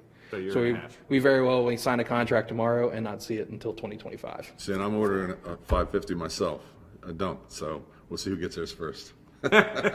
Well, we're placing the order tonight. There you go. And I'm not. So. You already sent a text in, we lost. So my question is, how many ambulances do we have now? So that's a good question, and I I actually. mean, built- actually running in service. Stand by. We've got 6 units that are manned and operational full-time. How many? 6. I thought you said 16. I was like, whoa, where did No, they come not from? that many. And then we've got 3 that we actually use in reserve. The oldest one in our fleet is a 2007, and we actually have 2 of our units at 2007 for an age. So we've got we 2 have units, 6 16 years of Miles on age. How many on the? They're all just right around 200,000. But it's hours on the ambulance, because they run at the hospital Yes. and they're not moving. Right. That's Sit what on I'm the saying. side of the road quite a bit. So we have and 6 it's more units. hours and 6 miles. front lines and 3 reserves. And 3 reserves. Okay. And then the whole point of adding this unit was we wanted to buy a full unit because this is tying into Paramedic 200, their 6th Yeah. staffed unit. Right. So we didn't want to rob one from our reserve fleet because we've seen constant churning with parts and everything like that. What's your oldest front line you're running right now? So the oldest front line that we're running is. 2015. Yeah. Okay, so 2015. that's within reason. It's 8 years. 8 years though, but that's, yeah, and I'm sure it's got over 100,000 plus miles on it. It does, it has 166,000. Yeah. Yeah. But And again, so- and we hours actually, of runtime. we have a 2016 that's got 170,000 miles on it, so. So this new one we're ordering, that's designated for paramedic unit, it'll be paramedic unit 200. Yeah, it's to infuse a new unit into. How's all that 6-1. talk going? Everything's going good. I mean, I know you can't go into great detail, but Well, They did at the FEC meeting. did they? We did. Okay. Oh, yeah, they did. Zach has been aggressively going after staff, and I think in a week, we'll actually be bringing on the last section that we need to man that unit. So it's going to take us a couple months to get everybody trained, but we should be up and running in about 2 to 3 months. Yeah, if you've been listening, you'll kind of hear it pop in and out right now as people are getting cleared, and we have the staffing to do it. We're putting it in as we can. Good. So if this is going to take till, did you say 2025 possibly? Yep. So if a 2022 or a 2021 comes up, low mileage, would you consider purchasing that sooner rather than waiting till 2025? Well, that's a good question. And You don't have to, I'm not putting that in the spot, I'm just would it be? He's trying to think of considered- getting, his I know he's trying to get it kind of sooner. question is get you a unit sooner is what he's I saying. get what he's saying, but actually you'll find like a lot of the upfitters right now won't even, if we took equipment out of one of our current ambulances and sent that equipment with them to build a new ambulance for us, they wouldn't install it. They want everything new, fresh off the line, fresh out of the box. Yeah, So- it makes sense. If you got 3 in reserves, you can wait. Yeah. Yeah, if you have to. Alrighty. But again, I say the price is lower for some reason. This is the first thing I've heard post-COVID that's actually lower than what it was pre-COVID. It's crazy. Yeah. Don't jinx us. Yeah, stop, Jack. So I think it's too late. So, hey, you guys have set a precedent, so next time Steve Chanley comes in. That's he right. comes in, I'm gonna say, hey, No. You guys can school him a little bit. I'm gonna be like, I'm gonna call Scott. Thank Scott, He's got, he's, Scott, he, come up here. Thanks for putting us up against another director. I I'm appreciate gonna- that. Scott, Steve come in here and Chanley's tell got his Steve hands how to full buy with an these ice things cream. cheaper, because apparently it can be done. Very good. All right. Moving on. All right, Commissioners, item number 4 on page 25 is Budget Amendment CC1. This is for the Health Disparities Grant, and this provides budget authority for the Health Disparities Grant in the amount of $210,980, and this is an agreement between DES and our Department of Health to provide services for AEDs, iPads, Knox boxes, and other training. No county funds are requested. I'll make a motion to approve Budget Amendment CC-1. Second. We have a motion and a second. Any discussion? Scott, have we transitioned over to the Knox boxes? I mean, are we using the new ones, the biometric or whatever they are? So we have transitioned over to the new boxes. They've been installed in all the equipment from the sheriff's office side, has them in all their supervisor units. We have them in all of our units on our side, and the fire service has installed them all on their side. So they're 100% operational right now, yes. Okay. The Knox boxes in this discussion to the grant are residential Knox boxes. Okay. That will hang on patients' doors, that will be able to access the home. So that way, Oh, instead for of medical. Yeah, so basically, instead of them having to say a code and then give a code out over the air, they just have that installed on their door, and as long as they've got a key that's in there that's for their lock, then we can access their home.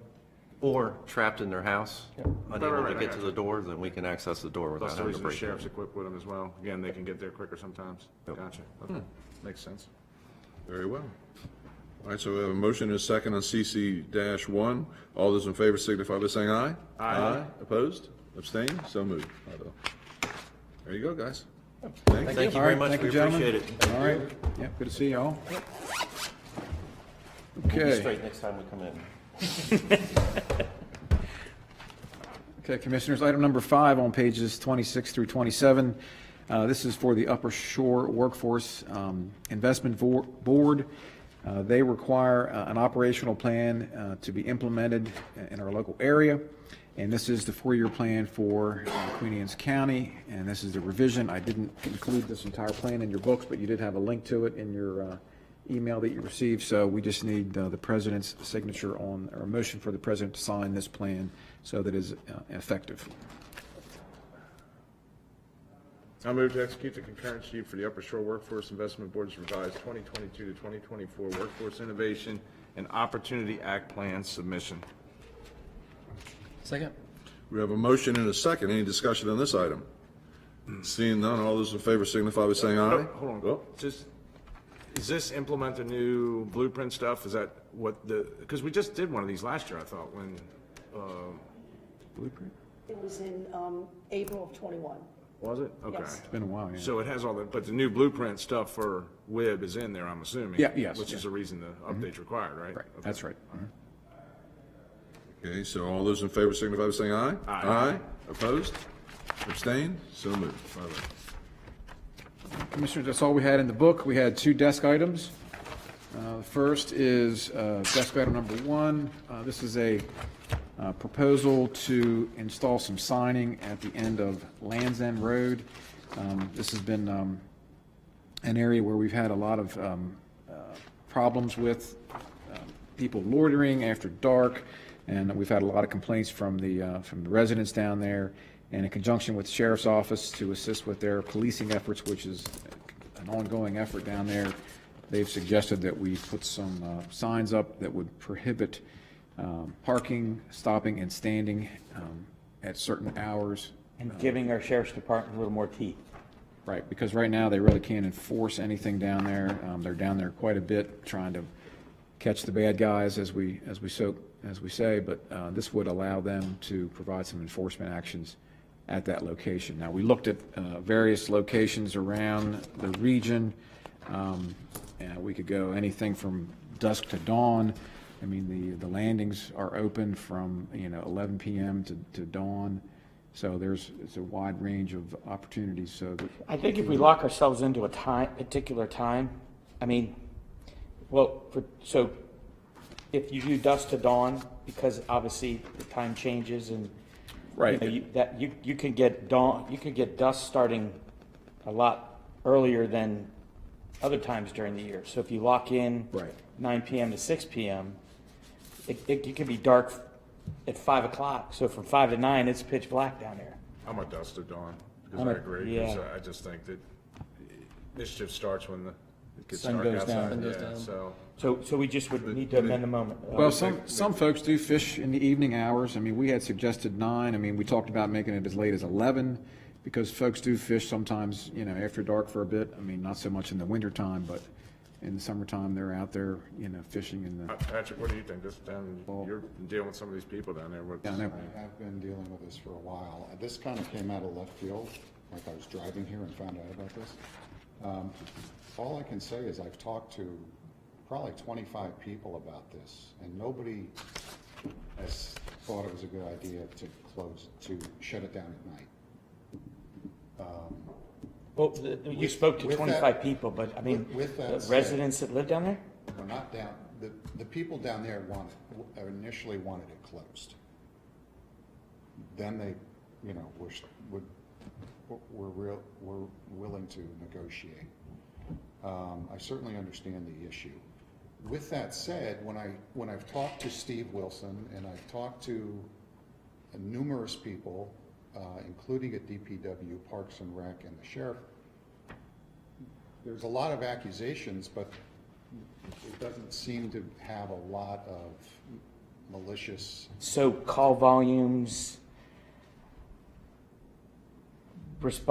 having to respond to something down there, those numbers just don't exist, or? I didn't say that. I'm not saying that. I'm saying there's accusations of drugs, but yet when I talk to law enforcement, those accusations are made, but there's nothing to really back it up.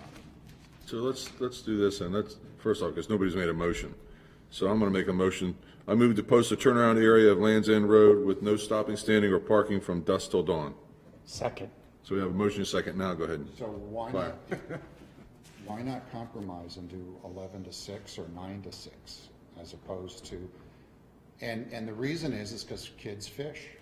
And there's not many places up county in District 2 where kids get a place to go fish.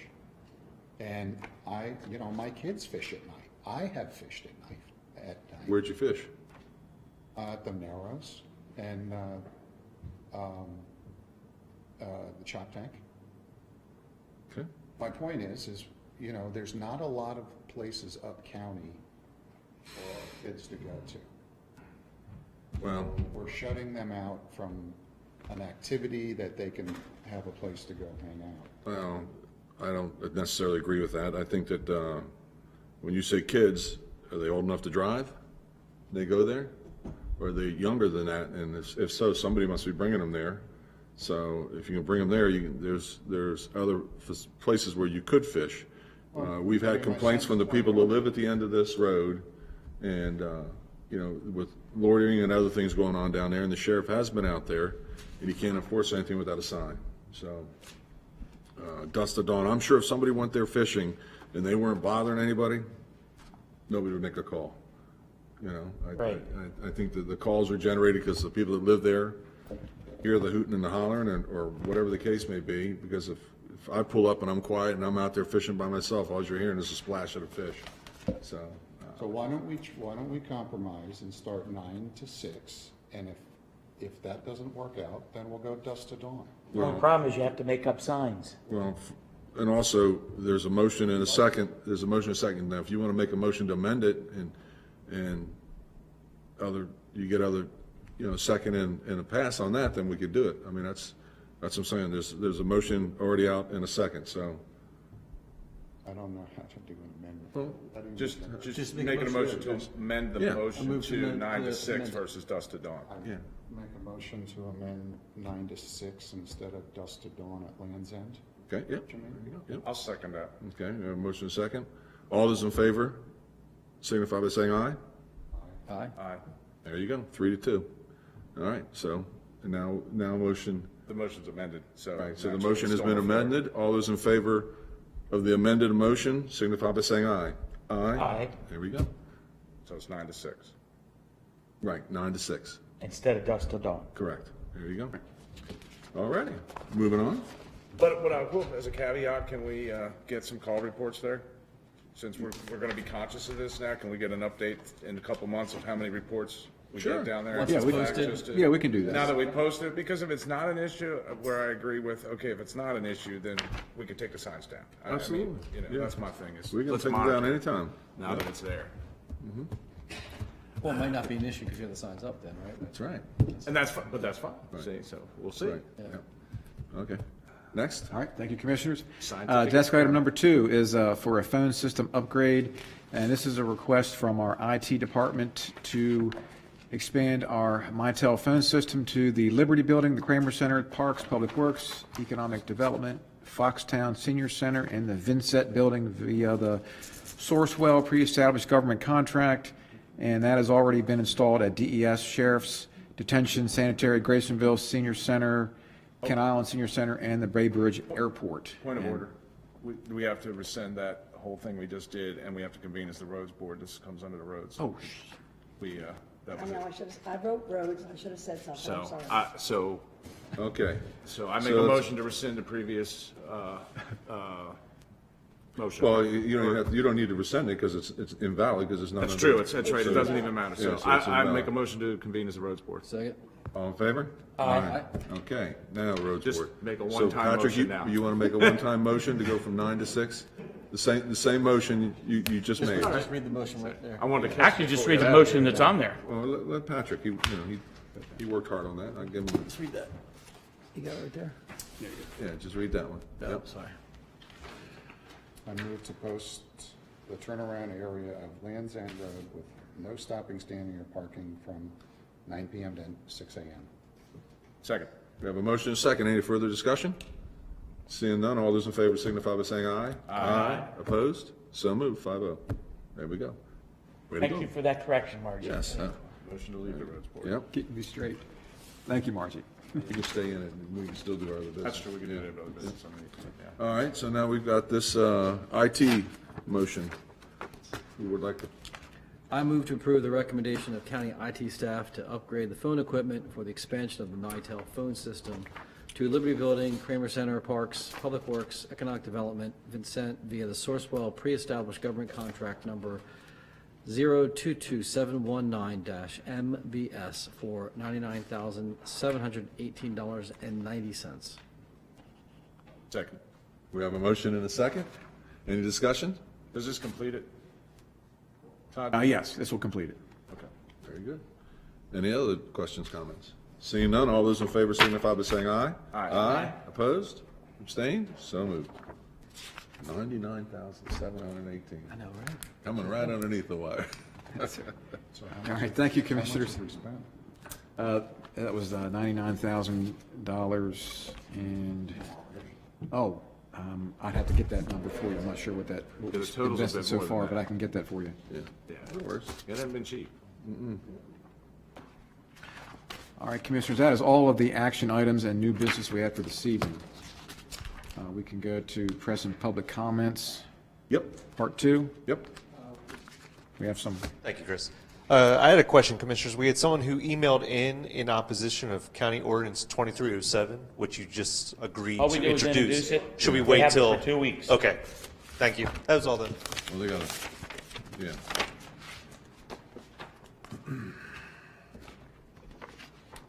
anybody else sign up for press and public comment? Yep. All right. Sitting right here. He's going to speak, yep. All right. Mr. Newberry heard my spiel at the beginning, He so knows the rules. he knows the rules, right? He knows the All rules, right. yeah. Got another 3 minutes. County Commissioners, again, it's Captain Robert Newberry with Delmarva Fisheries Associations. To pick up where I left off, just to give you a point on what this national recreational area through the Park Service and through the Chesapeake Conservancy has failed to do. Number one is the NEPA Act, National Environmental Protection Act. They have not invoked that. Anytime a federal agency partners with a private or non-government agency, they are bound by the NEPA Act. They have not done that. Their environmental impact study for this area was done between 2002 and completed in 2004. EISs are good for 2 years. That was 20 years ago. Anyone of you tell me the bay's changed in 20 years, if you say not, leave, because it's totally different.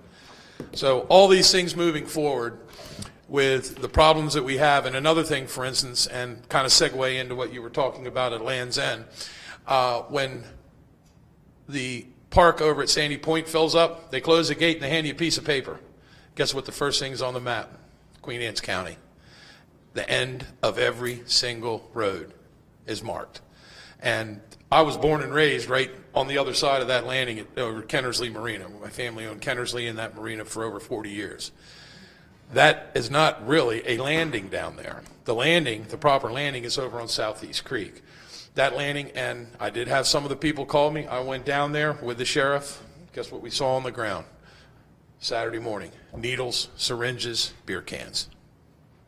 So, I mean, it's a good move. I think the dusk to dawn's a better thing, but hey, just having to where the cops can enforce that. Because once this park does get in, you're going to see all these areas are going to increase. We've had, down at the Kent Narrows, we had a boat full of people get run over 2 weekends ago in the morning because they were anchored wrong in the bridge. They were fishing. My guys are constantly getting their antennas wrapped around fishing lines at 4 o'clock in the morning. It's, you know, it's bad right now. If this park comes in, this national recreational area, put it on steroids. It'll be 10 times worse because they're not all going to be able to be over there at Holly Beach and at Whitehall. They're going to come across the bay. Kayaks, bicycles, and boats. So I just, you know, hopefully, and I did talk with Chip McLeod about this with Clean Chesapeake. He is going to, I think he talked to Todd. He's going to be on the agenda. This will be one of the points of the agenda, and it will be discussed at MACO also, because I don't know if you remember the MACO conference when they talked about this CNRA. Chip called him out and called him in a big lie. And the last MACO conference I was at down in Cambridge, they got caught in a lie again. So there's a lot of stuff that we don't need it right now. So I would certainly hope that, you know, I've talked to Jack about the Roll County Coalition. I think they need to look at this too, because it's going to hurt us. We don't need it right now. So that's all I said. And thank you very much for your time and your support for Queen Anne's County. Thank you. Thanks, Rob. There you go. Anybody else like to speak? No? All right, we'll close press and public comment. And we'll start with number quattro. That would be Me? Got nothing. Got nothing. Okay, all right. And number 3. Addressing a couple of issues that Captain Newberry had brought up. First of all, Todd sent out a great email to us, and Heather Tonelli shared some of the concerns and the uncertainties of this national park, and I think it's just important. Captain Newberry mentioned a couple of them, but you know, the bill states that these properties will be managed by an outside entity or a nonprofit, and with the way things have gone in the past, you could have the way things have been set up in Annapolis under this new administration. You could have a fox guarding the hen house. If you're going to have the Chesapeake Bay Foundation or any organization like that managing this park. So I think that's a very legitimate concern. I think there's just too much vagueness in this and how it's going to be managed and what's going to take place. And I honestly believe that the federal government and the state of Maryland need to be more forthcoming in the details as they come in to play for this project. That's one of the biggest fears that people have about any change is, what is this change going to do? How's it going to affect the quality of life that we have? How's it going to improve the quality of life that we have? And I just think they just need to be more forthcoming with information, detailed information.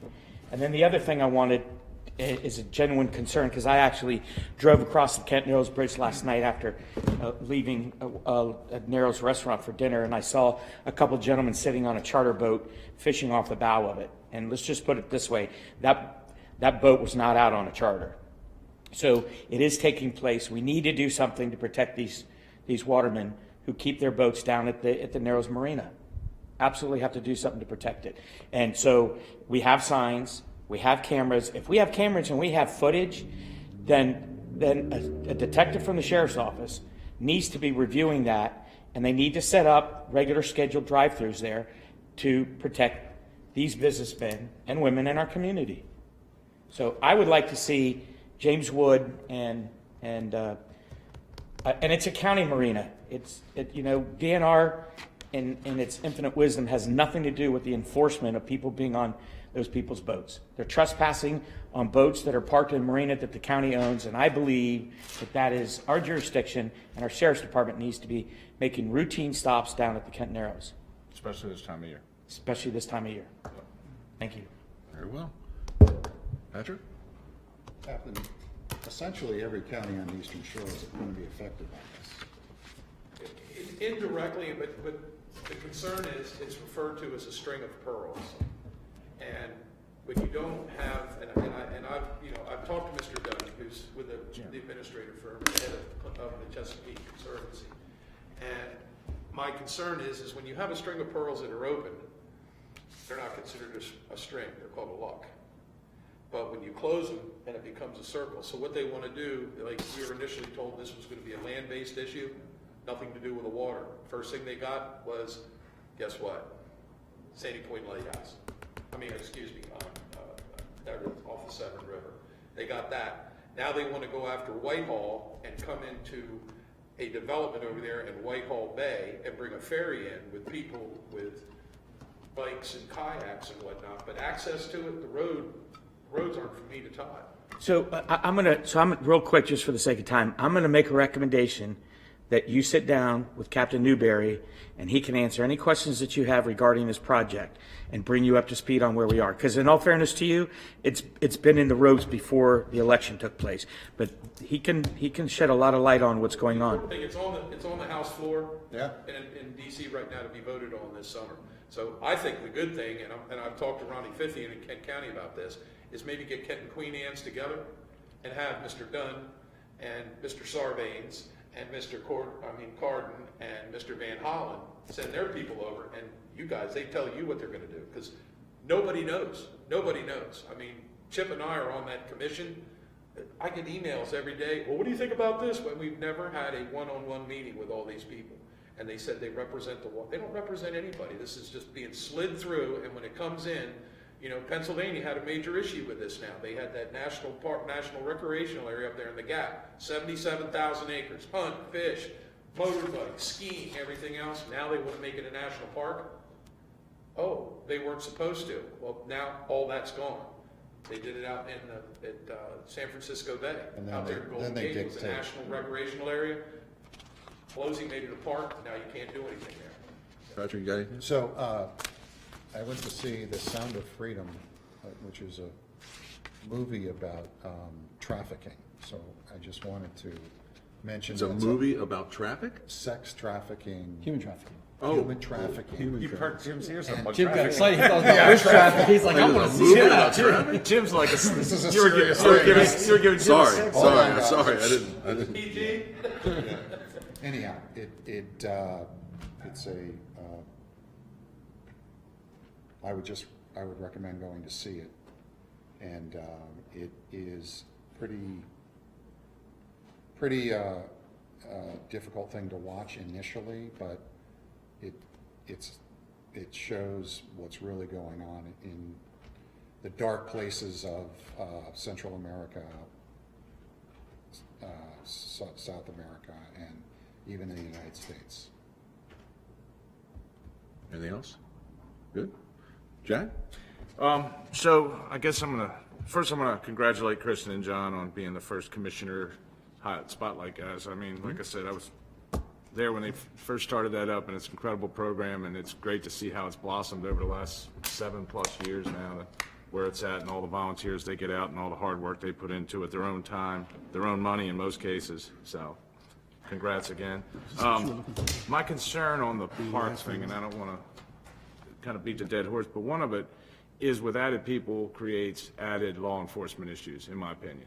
And right now, I think that would be one of our biggest issues is how do we handle an influx of that many people, say, roaming in certain areas that are now not necessarily patrolled.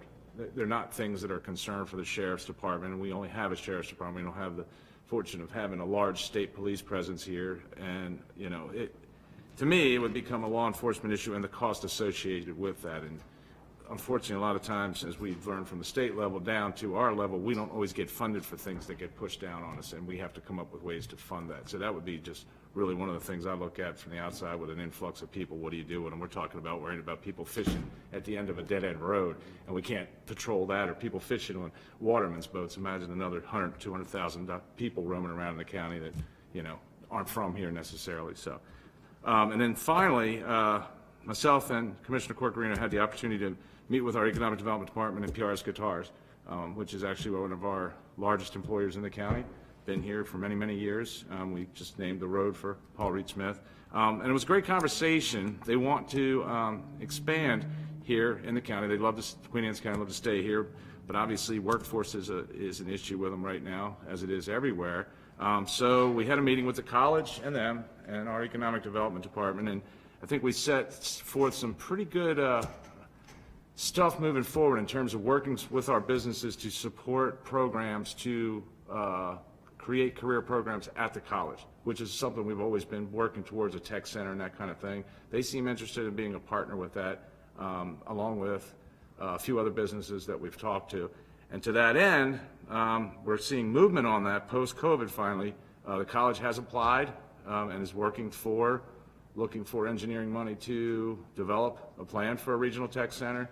And then obviously the next stage after that would be funding the construction of said tech center. But I give Dr. Coppersmith a lot of credit. He's really dug in on this, and he's committed to getting this done and sooner than later, which would be great for the whole region, for our kids, with the dual enrollment aspect of anywhere from, you know, plumbing, HVAC, electrical, to cybersecurity, all those other programs we can open up right here in this northern Eastern Shore counties and make that available, things that right now are only available in the larger counties to their students. I mean, it would just be, I think it'd be phenomenal right here for us to have it in our backyard and be able to, you know, give our kids opportunities to maybe just stay home here and work. You know, if we've got a pipeline to PRS or to some of our other manufacturers, the kids find out that, hey, you know, I can keep a career and live in Queen Anne's County or even an adjacent county, you know, that's more affordable, whatever the case may be. It's just, it's bodes well for the future of keeping our kids here and, you know, making them our future workforce, along with our farmers and all. Absolutely. It's a great idea. Is that it? Yep, that's it. All right, so as long as you're going to answer the questions that we've been getting this week about the beta program in Anne Arundel County. Okay. Right. So first, I want to make a comment about this national park. It's my understanding the Broadneck Peninsula does not want it either. With existing traffic conditions the way they are, adding all these additional vehicles, you know, will it impact Queen Anne's County as bad as it does them? I don't know, but yeah, it wasn't a lot of thought that went into that with that location. So hopefully we will have an opportunity somewhere along the line for them to move it somewhere else, because again, it's going to impact that traffic. Now, talking about the traffic and what State Highway, this isn't the MDTA, this is not the Bay Bridge, this is State Highway, closing on-ramps to Route 50 eastbound from exit 30, 31, 30. and 32. No, not 31. Exit 31's closed permanently. Right. Exit 30 And 32. Which and is 32, they're going to close going from that access road onto Route 50 East. And at 32 is the ramp that you come over the Rover Route 50, like from Sandy Point, and you get on and coming east. All of these will be closed starting this weekend, Thursday at 10 a.m. until Sunday at 6 p.m. Closed. And for years, everyone's been told that you cannot close something for an individual that's going to the store or for an individual that's coming from New York. If one person can use the road, everybody can use the road. So the only way this works is by closing it, and it's a safety hazard. And unfortunately, this is going to work for Anne Arundel County. This is going to clear those access roads, and the Broadneck Peninsula will be able to go to the store. They'll be able to go visit their friends, and they'll be able to get back home. The difference is that span of road in 2.5 miles is 3 exits. We have a 9-mile corridor with almost 15. I think it is around 15. Some of them might not be as important. So to do that in Queen Anne's County, and believe me, we're going to talk about it. I brought back the Beach to Bridge plan. This is from 2019, and it's exactly what they're doing now. They're closing ramps, and it's exactly what we asked for 4 years ago. Let's close ramps. No, you can't do it because, and again, we might have been asking for access only for local, but we can't do that. So we're going to have to sit down and have some serious discussions with State Highway. We're going to have to say, because what's going to happen, let's take, for instance, a July 4th weekend, Labor Day weekend, and we have a 10-mile backup. Everybody's jumping off at Winchester Creek and Nesbitt, and everybody's jumping on to 18 and clogging 18, where we have 2 of our very busy firehouses and a majority of all of our businesses on the Kent Island area, Graysonville area. So the minute we close these ramps, it affects our businesses. And that's where the give and take's got to take place. For instance, if I was in Easton and I live off of Nesbitt, the crossover at 50 and Route 18 at the outlets, that is already closed. That's closed on weekends, but now we need to have it closed. We normally were closing it on Sundays because all of our traffic really was Sunday nights. Well, as everybody knows, Saturdays are becoming a major issue now. The state highway or MDTA is leaving. Whoever has more traffic gets the 3rd lane, and we're going to talk about that tomorrow night. Tomorrow night we have the Bay Bridge Reconstruction Advisory Board meeting, and we're going to talk about the numbers because they're going to have to post the numbers because I can't see more going east than there is westbound. So anyway, so getting back to that, if I was in Easton and I wanted to go home, I wouldn't be able to use Nesbitt. It would be closed to me also. Only emergency services would use it, ambulances and emergency services. So then I'd have to go down to Winchester Creek. No, that's closed. I can't use that one.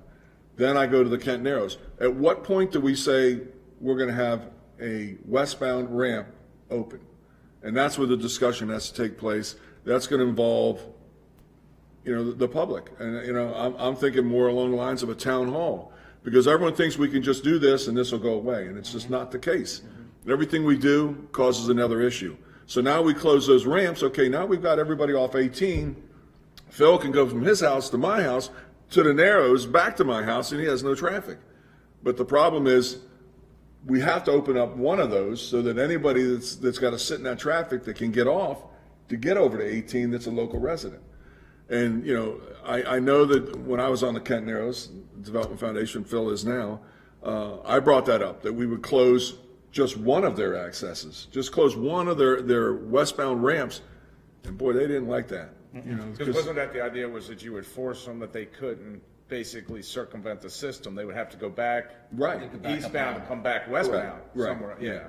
So, unfortunately, I haven't been able to think how we're going to save it from Castle Marina to the bridge. Castle Marina to the bridge is the largest and the biggest challenge because that's always, naturally the backup starts at the bridge and crawls to Castle Marina, then hits the Kent Narrows, and then it goes nuclear all the way out to the outlets. And that's, now we're on call. Now we're saying, okay, now, are we going to close it or are we going to watch it? And then when it gets busy, then we close it. All these questions need to be answered. But, we need the state to come, it's their traffic problem, not ours. And we got to remember that it's their traffic problem, not ours. Anne Arundel County, they're still going to have College Parkway jammed. They're still going to have Cape St. Clair jammed. It's going to be the learning curve. But I honestly, last year when they put the red light up at that one ramp, it cleared up everything. It was interesting. There was somebody had posted recently, maybe yesterday, maybe even today, that works at Northrop Grumman. Works at Northrop Grumman. Yeah. And they're going to have to, because that ramp's closed, Yep. they're going to have to go all the way down to Cape St. Clair and get in the back of the line. Right. And get back in line to be able to go across the bridge and go home. Yeah. Correct. Yep. And that's what I mean. So everything you do, That doesn't inconvenience somebody. correct. That's Yeah, just- there's going to be a give and take. We Oh, all yeah. know that. But I mean, look at all the residents here and of Kent County and Talbot County that commute, and now on Thursdays think they're going to be able to circumvent the traffic and go down those accesses, and they're not going to be happy. Yeah. What? There's two questions that I'd like you to ask at your advisory meeting tomorrow night, just out of curiosity. One would be, and I know you're getting numbers. I'm just curious. I travel it like you every day, Jim, so I see it. I don't see as many eastbound tractor trailers as I do westbound. And we all know tractor trailers, God love them, they are more of a traffic nightmare because when they have to stop and start, they can't do it like these little electric cars we got running around. Right. It takes them time to get back up to speed. So I'm just curious if you're using that as a gauge, and we've got a line, and I've seen it. When I've come across there with the westbound backup, and I look in that right lane, because I give the tractor trailers credit for the most part. They're lining up to get in the right lane like they're supposed to. Yeah. Yep. And it's a long line. But when I'm on the eastbound side, I don't see that. I don't see 8, 10 tractor trailers lined up going across the bridge. So I think we have more tractor trailer traffic. Main reason is they don't pay a toll that way. Right. So they come that way. And so I think that's something that we need to look at, because when you're calculating that distance, that's not fair, because it's speed, it's to get back to highway speeds, in my opinion. Well, it's the same Forget thing. number of cars, it's like Right. highway speeds. You want Right. to be at 55 or 50 going across. If you got 50 miles an hour and you got 3 lanes versus 2 lanes that's doing 15 or 20 miles an hour, Exactly. the number's never going to be lower. Exactly, Right. exactly. So it should be on distance, not on vehicles. Right, But, and then yeah, the I other get one that. is, inquire whether, for your issue from Castle Marina, why can't we, as the Queen Anne's County Commissioners, declare a state of emergency? Which would allow us, and I think I'm right on this, it would allow us to use law enforcement to close those off-ramps to emergency and local traffic only if a state of emergency is declared. That's something the lawyers got to look at and tell you. But I'm saying, we need to find out, because if we could do that, I'm off, I'll vote. You can call me any time of the day, just say, do you want to do it? And I'm all in, because it's ridiculous. I think our emergency. Because we can close the next one, the next 3 we could actually close. You know, the shopping center, that's ours, you know, so don't let them, you know, have access to that. And then the one with the gas station, the minute they get to the gas station, we can close it there. So we know those are ours, and we can close those. It's just that Castle Marina is the one. Right, You know. they get them in the roundabout, and then it's all hell exactly. breaks loose, you're right. Right, so I mean, it's just gonna be, and the other thing is the red X's.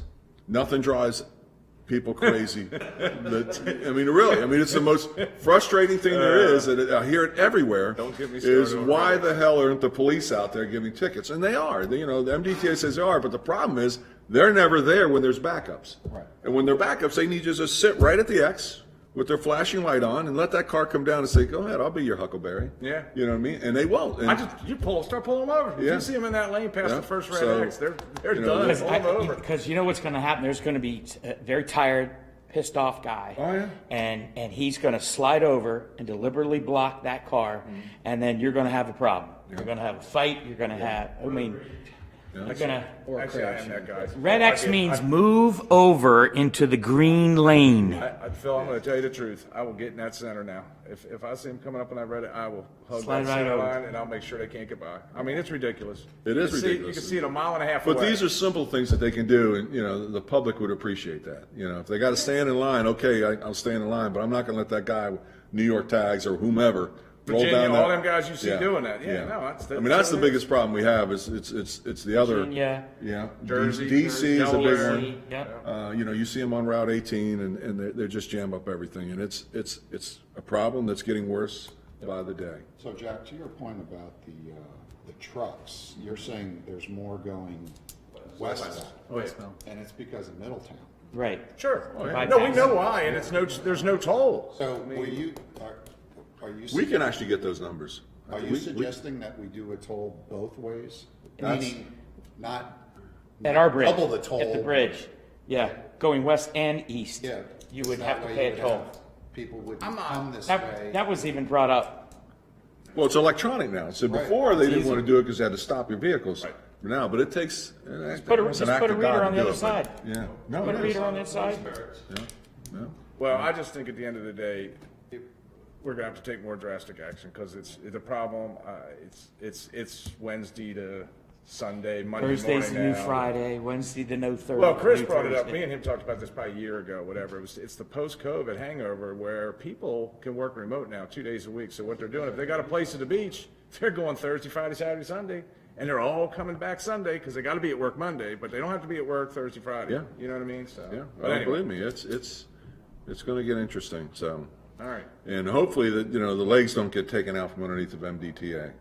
The major concern is, this phase 2 of the NEPA, not only does it tell you where the bridge is going to go, if it's going to be a bridge or a tunnel, it also tells you how they're going to fund the project.